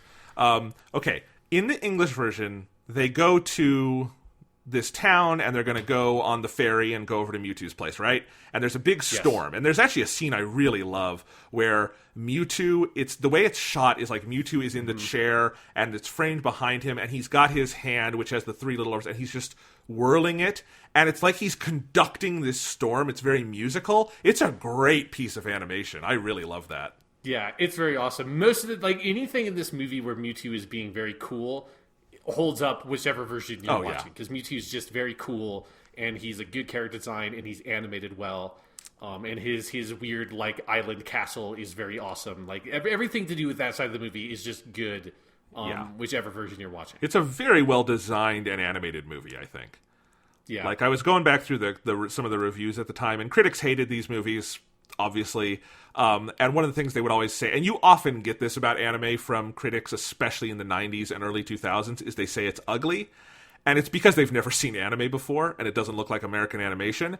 This is not an ugly movie. Like, I get if you're holding it up next to, I don't know, what was coming out in 2000? Not Shrek. Shrek is an ugly fucking movie. But, something better than Shrek. I could see that it's a different kind of animation, but obviously today, like, you hold this up to other anime, it's not One Punch Man or something, but it looks good. Yeah, and I mean, it's not like a Ghibli film. No. It's not like Ghost in the Shell. Like, it's not like an astoundingly animated feature film. Yeah. But it is good. Like, it's well animated. Yeah. It looks nice. It's like the framing is good. Like, it looks like a movie version of Pokemon. Yes. So, okay, so we've got all that, but they get to this place where they're going to go on the ferry, and everyone's warning them, you can't go out in the rain. And then you get my favorite character in the English version, which is this weird Russian lady who is hanging out with Officer Jenny. Because, like, remember, dubs in the early 2000s and late 90s loved accents. No one knows why. No one ever knew why. Why was Jace Australian in Dragon Ball Z? We're never going to find out. Why is Meowth from Brooklyn? Who knows? They at least pulled that off in Pokemon. Meowth being from Brooklyn is funny. But, like, yes, you have a lot of accents, and in this one you have this weird Russian lady who says lines like... So she gives this whole prophecy about Pokemon tears, and you get this line that is so fucking great, where she goes, "But there are no Pokemon tears today, just waters, which no one can survive." And that line, Sean, it's like she's reading out of, like, a Dostoevsky ripoff. It's fucking great. Yeah, that character is not like that in Japanese. Of course not. As you might guess. One, definitely not Russian. Like, it's just a normal performance. And she mostly, I forget, she has a weird name. It's like Navigator or something in Japanese. But she, like, she's just basically there being like, hey, you can't, like, I think she's the mayor of that town or whatever. That makes more sense. And she just says, you can't leave. I've lived here my whole life, and I've never seen a storm this bad. You can't go. And that's basically her whole role. Again, there is nothing in the Japanese version at all about some sort of prophecy that Pokemon tears can bring people back to life. That is completely manufactured for the English version, which was maybe one of the more surprising changes, was that that's just completely excised. Because I remember that very distinctly as being a core plot mechanic of the movie, is that Pokemon tears can bring people back to life. Yes, but Sean, like, that line sounds like something Vladimir Putin would say in a war declaration. Uh-huh. But there are no Pokemon tears today. Just waters, which no one can survive.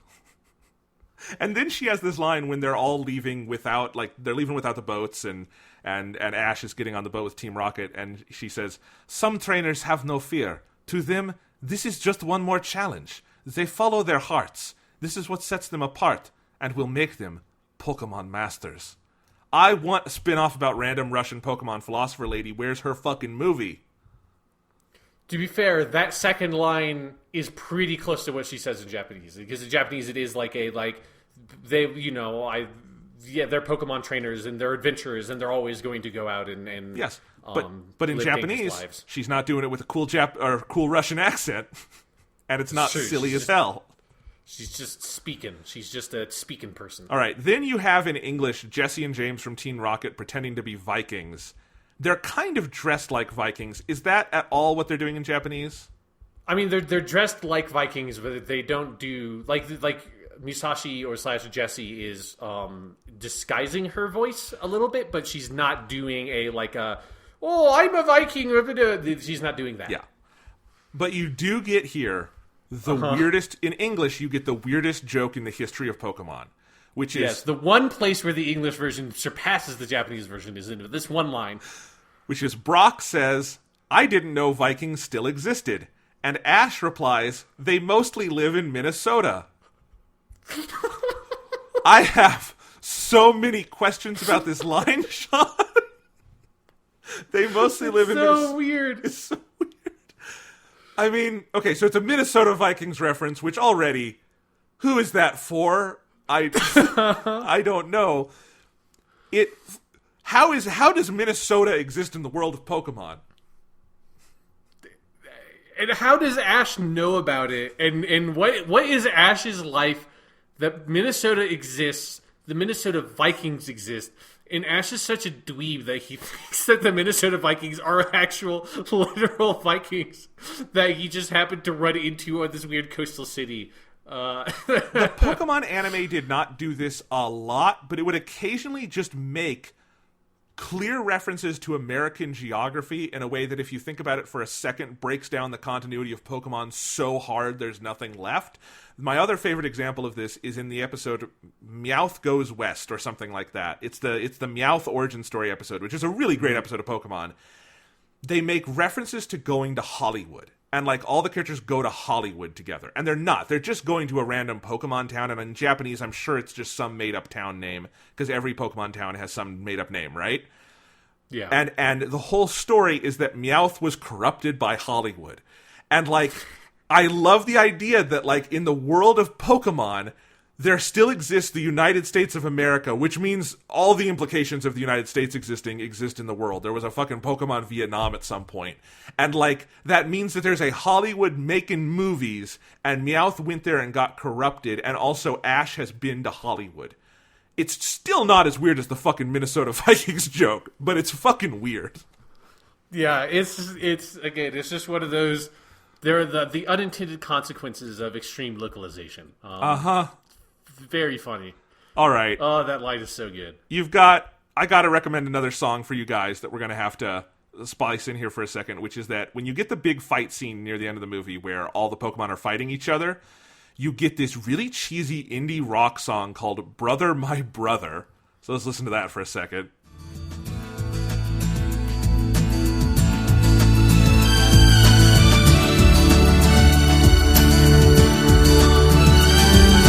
Brother, my brother, tell me what are we fighting for? We got to end this war. We should love one another. Oh, can't we just pretend this war never began? We can try. Brother, my brother. And it's this one dude on an acoustic guitar singing about how bad it is to fight. And it's we've got to end this war. Tell me what we're fighting for. And this is also the scene where you've got all the clones fighting. And I assume in Japanese it's a fairly harrowing sequence because it's about man, these Pokemon are really beating each other up. In English, because of that song and because of the added theme about how Pokemon shouldn't fight, it's just fucking goofy. I mean, this is where you get the gif of Pikachu slapping Pikachu, which in context is 30 seconds of the movie. It goes on forever. I think part of why it's become so memed is where it is presented in English, you know? Yeah, again, because it is it's like a weirdly shocking scene in the Japanese version. I think because of that additional context of Mew's just kind of like no, like the real ones, if we just fucking fight it out, the real ones are definitely going to win. And then they all just start beating the shit out of each other. And then like directly juxtaposing, this is what a Pokemon battle is like. This is what a Pokemon battle is like, son. And then, then there's some like Pikachu that's like, I don't want to fight. And the other Pikachu's just slapping Pikachu in the face. I love the two Meowths have this really great conversation, where they're just like, oh, like these claws hurt. Like, oh, your claws probably hurt more than mine. And they like, because neither of them want to fight. And then they both sit down and stare up at the moon. And other Meowth is just like, the moon sure is round tonight. And our Meowth is like, yes, it is. It's weirdly poetic in like a weirdly touching way that's like, oh. I like this scene in English too. It's not poetic. It's very different. And they have Meowth English do all the talking and everything. Yeah. And let me read some of the dialogue here because it's kind of funny. It's also just well delivered. But she goes, or Meowth goes, you mean we don't have to fight with each other? But how can I trust you? You was born different. Which I love that line. I like, that's like racism in like, how can I trust you? You was born different. And then he goes, you know what? You're right. We do have a lot in common. Now I'm doing Cockney. I'm not going to do the accent. Yeah. We do have a lot in common. The same earth, the same air, the same sky. They're like looking up at it together. So it's clearly like inspired by the Japanese. But you've got that sappy writing plus Meowth's crazy Brooklyn voice. I'm laughing very hard. I love it.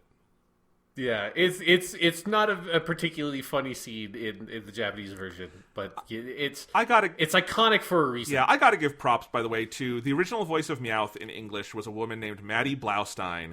I always thought she was the best performance in the original Pokemon dub. English Meowth is awesome. She died really young. She died, I think, like she was like 47, and it was right after they made the changeover in casts when Pokemon Company International took over. She was also one of the first trans women to be a major voice actor on something like this. She was also she was an activist for trans women in the arts. And also just, I think, a really good voice actor. Because I think you can tell in the Pokemon dub who's a good voice actor and who is kind of slumming it in the Pokemon show. Mm-hmm. And I think she's one of the like really talented ones. Like, I assume she would still be doing dubs and stuff if she were alive, which a lot of the Pokemon cast is not, because they were kind of a different era. And I was looking that all up last night, and cool life story and everything too. So I missed that Meowth. Definitely. But then you've got, this is what I mean when I say the dub goes off the rails, is when you've got Pokemon aren't meant to fight, not like this. Why can't Mewtwo figure out it's wrong to make Pokemon fight this way? And the best one is Brock and Misty have an exchange where Brock says, those Pokemon are ready to fight to the death. And Misty says, that's a fight nobody will win. Which, they're going to fight to the death. That's a fight nobody will win. You think, Misty? Yeah. That entire conversation in Japanese is the one where they're having about but they're both living things, and like the characters are grappling with the idea of like, does life hold the same value when it's been created artificially as when it's been born organically? And I think it's actually Nurse Joy is the one that's like, no, all living things are just living things. Then we should have peace. Where did this come from? Like, I don't know how you can reasonably be the people making Pokemon in English and know that this is all based on a video game series where Pokemon fight, and that is the core mechanic, is Pokemon battles. The core thing about the show is Ash Ketchum is going from town to town trying to become a Pokemon master by fighting with his fucking Pokemon, and you're going to make the point of Pokemon the first movie, you're going to try to alter it so the theme is it's like a fucking weird anti-war movie, and like there shouldn't be fighting. And then like, we always make the jokes about the morality of Pokemon, like, oh, it's like dogfighting, ha ha ha. But like, there's an internal continuity to the show that like addresses this, and like, you don't really have to worry about it, except when you have a line like Pokemon aren't meant to fight, not like this. Then it's like, well, what kind of weird shades of gray moralism are you doing here, lady, where like it's okay for Pokemon to fight sometimes, it's not okay for them to fight like this? That's such a weird line, and it makes you think of the morality of Pokemon in a way you shouldn't have to think about. Yeah, and I think it mostly seems to come from this need in the localization to sort of sand down the more complex sort of existentialist themes that the movie, like, which again, like, me saying that, I don't want to present it like the Japanese version of the movie is some sort of like near automata level of like complex discourse on existentialism. Like, that's not what I'm saying. But it has kind of like with the Digimon cartoon, there's a certain like sort of interest in tackling a more abstract thematic topic at the heart of the movie that the English version just thinks that the kids are not going to get or be interested in. So they just sort of pluck it out a little bit, dial Mewtwo's villainy up to 11 and have him not just want to figure out why he exists, but for him to destroy all the planet and conquer it in the process. And then, yeah, when you have this big conflict at the end of the movie, the issue is that the conflict exists at all, and that it's like, we shouldn't fighting is just bad, we should not be the fighting. And that, you know, is not necessarily like, you know, I think pacifism is a totally fine thing for a kids show to preach. I think that the show should not, preaching pacifism should not have at its core conceit that the main character goes around and fights people as like the structure for every single episode. I mean, that would be like if you took a fucking Dragon Ball Z movie and the dub had that line where like Broly is beating them all up and Bulma is Saiyans aren't meant to fight, not like this. Jesus, like, yes, we are, women. We're literally the fighting race. That's what we called. We're a race of warriors. It's like, no, but you don't get it. Like, Frieza shouldn't make Saiyans fight. Yeah, it's not like this. It's wrong. Not like this, indeed. And then the climax of the movie is where Ash becomes Pokemon Jesus. He dies for their sins. He takes the blast from you. He is resurrected by their tears. It's so crazy. I kind of love it. What is it in Japanese? Like, how is it different? So, this is still, I think, by far the roughest part of the movie. I think the climax and like resolution of the movie is just rushed. But one thing that's very interesting is because the English version 3 or 4 times across the movie seeds this story of when like Pokemon tears can bring people back to life. That makes it so that Ash getting hit by those blasts and being petrified in the English version explicitly is implied that he is dead. Yes. And so he's being resurrected. In the Japanese version, because you don't have that story, it's not explicitly that he's dead. He just seems to be petrified and like, you know, some sort of spell is over him. And he like literally freezes into stone and Pikachu's trying to revive him, which is still hits me pretty hard when Pikachu's shocking Ash on the ground. Yeah, that scene hits me. I had forgotten that moment where Pikachu keeps electrocuting Ash. That's maybe the best scene in the movie, and it's because Ikoue Otani, her performance there is out of this fucking world of, like, the way she's doing all the Pikas to, like, represent Pikachu's, like, horror and grief here. It's surprisingly emotional.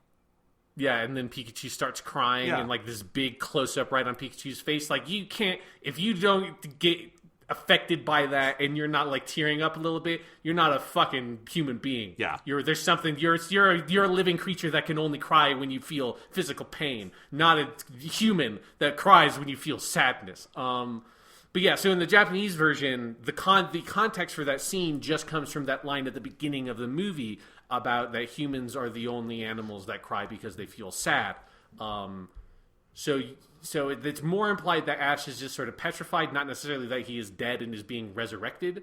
But there is no direct explanation for the physical mechanics of how Pokemon tears bring Ash back to life, because obviously like all that footage is the footage. It's all the Pokemon start crying and the tears coalesce on Ash and he's like cured and he stands up and he's like, what the fuck just happened? And Mewtwo's like, oh my god, the power of Yeah, that sounds like it's a lot more poignant in Japanese, because what the moment is doing in Japanese is for Mewtwo showing him the value of this relationship between Pokemon and people, and like also just the value of life in a way that is so much more literalized in English that and it's also tying back to Mewtwo's story with this like girl he loved. It makes it more of Mewtwo's story, which I think is what the movie wants to be. Yes, no. So it is. While like I do think it still stretches the realm of like, or like your suspension of disbelief to have it happen, because there's no real setup for how that can physically happen. It works much better because it's not necessarily set up in a plot mechanic way, which is what the English version is very concerned with, is the English version needs to plant all these seeds for how does this physically occur? Oh, we have to create this legend and all this stuff. Whereas the Japanese version just kind of doesn't give a shit on why that is able to bring Ash back to life. It just more cares about it making the final thematic point, which is that all life, Pokemon and human, is worthwhile, and Mewtwo is making a mistake in undervaluing himself in thinking that because he is artificially made that he is inherently different, when Mewtwo is capable of feeling the same kind of sadness as all these Pokemon are feeling, and therefore all this life is as valuable as all the other life forms. And that's, like, it's much more about making that thematic point at the end, and that element of it lands. Again, this is not Citizen Kane, this is not the best movie ever. It doesn't have to be, it's a Pokemon movie. Yeah, but it's competent in this, like, structural way that's, like, I found very shocking because I was not expecting the movie to be able to make that scene work for me on that level, because the English movie, that scene is just the most, like, oh my god, this is just the most saccharine fucking horse shit. All the Pokemon cry and Ash is resurrected from the fucking dead. It's very dumb in the English version. Whereas it's like, okay, this is a kid's movie and it's a bit silly, but like it's making a point. But this also sounds to me like it would, because I agree the ending feels a little rushed, that Mewtwo kind of flies off right away. In Japanese, though, if it's that connection to his own past and like the way it's thematically works, it makes more sense why he wraps everything up the way he does. Then, like, I agree that it would land more because it ties it to Mewtwo, not to Ash. I feel like the dub tries to retrofit Ash as the protagonist, but Ash isn't the protagonist of this movie. This is kind of like you've talked about with Infinity War, Avengers, where Thanos is arguably the protagonist of that. Mewtwo's the protagonist of Mewtwo Strikes Back. Like, it's his story. Absolutely, yeah, 100%. And the Japanese version definitely puts that way more front and center, especially when, like, the first 20 fucking minutes, because if you have that whole prologue, Ash doesn't show up into the movie until like 25 minutes in. Yeah. So it's a big stretch of the movie before you have Ash show up, which is one of the reasons why I suspect the English version didn't want to do that, was they thought that's way too long before you have our main character show up. Not realizing that, no, your main character shows up like 2 minutes in because the main character is Mewtwo, and he's cute when it's a little baby Mewtwo. Well, this is what I was talking about earlier. This is the mode Pokemon works for me most often in, is when it's not so much about Ash, but it is this anthology thing where, like, Ash is the character that gets us places, but it's other people's stories. And those can be really good. Like, Pokemon 3, which I also picked up on DVD because it was cheap, and I like this one. Pokemon 3 is really good, and it's another one that is, like, Ash is in it, and I actually think it's a good use of Ash, but the story is about this little girl who's lost her mom, and then her dad dies, and Entei shows up, and Entei kidnaps Ash's mom to try to give this little girl her own mom, and Ash has to rescue his mother, but it is the little girl's story. Like, I think Pokemon as, like, the story of, like, this big world where we meet all these different people and see different stories, that's where Pokemon is at its best, and Ash is just our vessel to get us to those places, you know? Yeah, absolutely. So, in English, though, Ash fucking dies, he experiences death, he comes back as the Pokemon Messiah. I feel like it's weird that is not brought up in every subsequent episode of the show. Like, Brock and Misty should have each gone off and written a gospel.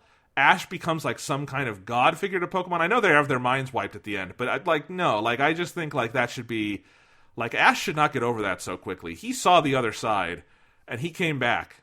He died for their sins. He is the Pokemon Jesus. Yeah. Like, the problem is, like, he has to actually, like our Jesus, he has to actually die for good before you can create, like, a whole religion around him. Because if he's just walking around, it would just be a bit self-serving if he made his own religion, you know? Yeah. Mewtwo's final line in the movie in English: "I see now that the circumstances of one's birth are irrelevant. It is what you do with the gift of life that determines who you are." Mewtwo gets pretty fucking woke. 70 minutes. Yep. And that honestly, that is not that out of line with what he's talking about in Japanese, it sounds like. No, yeah, I don't remember specifically what he talks about at the very end. Yeah. But yes, it's something along those sorts of lines. But yeah, Mewtwo's a good character. I love Mewtwo. There should be more Mewtwo stuff in Pokemon, because he's cool. There's the Mewtwo Returns special. That one's okay. It's not as good. Yeah, I kind of want to watch that now, mostly in Japanese. Obviously, the Japanese version, mostly because that fucking performance of Mewtwo is just so fucking cool. Yeah, I want to find this Mewtwo's just very sexy in Japanese. Like, there's something about this just like if this was the Mewtwo that we got in like 2019, like fuck the Shape of Water, like people would be all over Mewtwo. He's such a sexy monster boy. Like, it's so good. I didn't think that's where we were headed, but that's where we are. Sean, in English, the film closes, so it's got the credits, which I actually really love, the animated credits and watching all. There's some really nice images in there. In English, they fit in 5 different pop songs. Right, I forgot about this, yeah. They keep cutting to different pop songs. They have 5 of them. Because this movie, this is not a thing anymore. But back in the 90s and 2000s, movies always had tie-in soundtracks, and it would be the ones where they say music from and inspired by the motion picture, right? Like Spider-Man had this, Batman had this, and Pokemon for movies 1, 2, 3 had these, and they were like big productions. I mean, Christina Aguilera sings over the credits of Pokemon the first movie, which is fucking weird when I say that sentence today, right? Yeah. But this was like one of the big merchandising things, and that soundtrack, I was going through it earlier, so there's songs that are in the movie, like some of the ones I've played for you so far. That soundtrack also has some that are just the inspired by songs that are extra tracks to fill out the track listing. Sean, did you know, I kept this off of your outline as a surprise, Billie Piper from Doctor Who, Rose Tyler, the first companion of modern Doctor Who, before she was an actress, she was a pop star. She has a song on the soundtrack of Pokemon the first movie. It's called Making My Way, parentheses, any way that I can, and it is exactly what you think it is. Let's listen.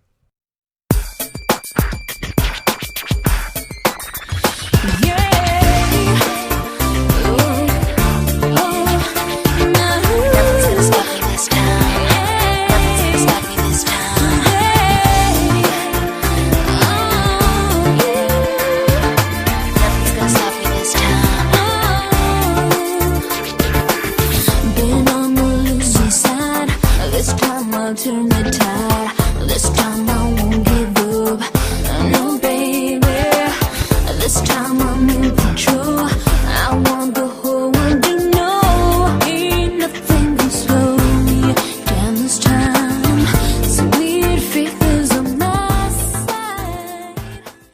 So yes, Rose Tyler sings on the soundtrack for the Pokemon movie, and I feel like we've hit some kind of nexus between all of our different topics on this show, Sean. Yeah, I mean, you know, Ikue Otani is Pikachu and also Morgana from Persona 5, so we can wrap that one in there. We've got Doctor Who and Pokemon. Yep, we got Doctor Who, Pokemon, Persona. Here I've got another one for you. We can wrap some Dragon Ball in here. Because Jonathan, there are 2 voices that I was very surprised to hear in the Japanese version. I was not expecting. One is that Giovanni, the last gym leader who's also the leader of Team Rocket, is in Japanese voiced by Hirotaka Suzuoki, who, if you know Dragon Ball, yes, he's the original voice of Tenshinhan. He passed away in the early 2000s. He is also the voice of Captain Bright Noah from Gundam, who's one of the main Gundam characters in a bunch of those shows. He's also the Dragon Shiryu from Saint Seiya. I mentioned those roles because one of the bit roles in the movie, it's the trainer that has the Pidgeot that is on Mewtwo's island. That they accidentally call Pidgeotto in the English dub. Yes, none of that. That's not it. They don't fuck up Pokemon names of the Japanese. They do it a bunch in this movie. Team Rocket says a Caesar. No, not a Caesar. What's Scyther? I think is. Scyther, they call him Alakazam, which is bad. Yeah. Yes. But anyways, that Pokemon trainer is in Japanese, voiced by Toru Furuya. Oh my God, Yamcha! Yamcha in Dragon Ball, also Amuro from Gundam, and Seiya from Saint Seiya, and it's just, I feel like there was some sort of blood pact made between Toru Furuya and Hirotaka Suzuoki that they just had to be in everything together. They're both also in fucking Detective Conan. They're in everything. Every fucking role they have, they are together, and they're both main characters. And it blew my mind because Giovanni shows up at the beginning of the movie, and I'm like, oh my God, that's Captain Bright, that's Tenshinhan, that's Suzuki. And then later in the movie, the fucking dude with the Pidgeot shows up, and he says a couple of lines. It's like, is that Torufuria? And then he ends some sentence with the Japanese particle ze, and he says it in a very Amuro way. And I'm like, oh my god, that's Torufuria. What is going on? He's not even... Because I don't think any of the other bit trainers are played by, like, notable voice actors. It's just him. Those are two heavy hitters, yeah. Yeah, this movie came out in the 90s. He had been Amuro in Yamcha for 20 fucking years by the time this movie came out. It's like, why is he in this? I know, I have not seen it, but I heard in the most recent Pokemon movie 21, The Power of Us, Masako Nozawa is in that. In a Badass. fairly major role. Masako Nozawa very rarely plays characters outside of Goku these days. But I think that was her first appearance on Pokemon, which is kind of wild when you think about it, how long Pokemon's been around, that they only just now got her. It kind of makes me want to see that movie just for her. Yeah. Yeah. Wow. Okay. This conversation went to some unexpected places. I had a lot of fun with it. Yeah. Again, there's a part of me that just wants to watch some more Pokemon stuff in Japanese because Team Rocket. Oh my god! When in the middle part of the movie, when we're talking about like the Scyther Alakazam bit, you know, they're doing the bit of the who's that Pokemon, and they're doing it in English, and it's fine in English. In Japanese, it's the same bit, and I have no connection to the Japanese side of where it's Ano Pokemon wa da de da Pikachu. Like it's the same kind of pacing, the same thing. I have no connection to that. I've never seen that in the Japanese version of the show. The delivery they have is so fucking perfect, and the pacing of it is so good. The first time they did it, I lost my shit. And when I watched it again in the English version, it's like, it's fine in English, but they don't, like, the pause is like, it's like to the fucking millisecond, the perfect length. And every single time they do it, when the bit comes up again, they do it the exact same way. And they're basically just breaking the fourth wall, but in a way that is so fucking razor sharp precise. It's so funny. Like, people who have not seen Japanese Pokemon just need to at least find some, like, clips on YouTube or something, because Japanese Team Rocket is fucking hilarious. Well, now I've got to watch this fucking movie again in Japanese. I've got to return one of these 2 DVDs because they sent me the wrong movie. I'm having a Pokemon party over here. And next week we get to see Detective Pikachu. I gotta say, Detective Pikachu comes out, it'll be Thursday night, and I have to turn in my final paper for the semester Thursday afternoon. And that'll be a great way to unwind. I'm really looking forward to Detective Pikachu being the symbol that I am done with the semester. So I'm looking forward to that. Yeah, there's maybe no more fitting movie than Detective Pikachu to just sign out on that semester with. Yes, absolutely. But I think we're going to talk about it on the podcast next week, hopefully. I don't know if I'll be in town yet or not for us to do it in person, but we'll figure it out. It'll happen one way or another. And, yeah, we're going to keep this Pokemon train a-rolling. And then the week after that, we got John Wick 3. I mean, we got some good stuff coming up, Sean. There's a lot of movies coming out. Now I just have to find out how I can find just a web phone camera rip of the Japanese version of Detective Pikachu. Because apparently that's just fucking my life. It might be. I have to say, there were some clips of this today. Japanese Detective Pikachu is not as good as you think it is. They did not get a particularly interesting actor for Pikachu. They tried to do, they didn't get a voice actor. They did kind of the Ryan Reynolds route where they got a live-action star who's kind of popular, but he's like this young idol guy. He's not as funny as Ryan Reynolds. It doesn't sound as good. I've actually heard there's some complaints from Japanese audiences that they wish the dub was better. That's unfortunate. Yeah. Because... I mean, all they needed to do is go up to Ikue Otani and just be like, hey, you want to fucking do this? And she would fucking do it. Or if you've played the game Detective Pikachu, the Japanese Pikachu in that is awesome. Like, just have that guy do it. But they didn't. Oh well. Again, just Ikue Otani. She is everything. She is Pikachu. Just let her fucking do it.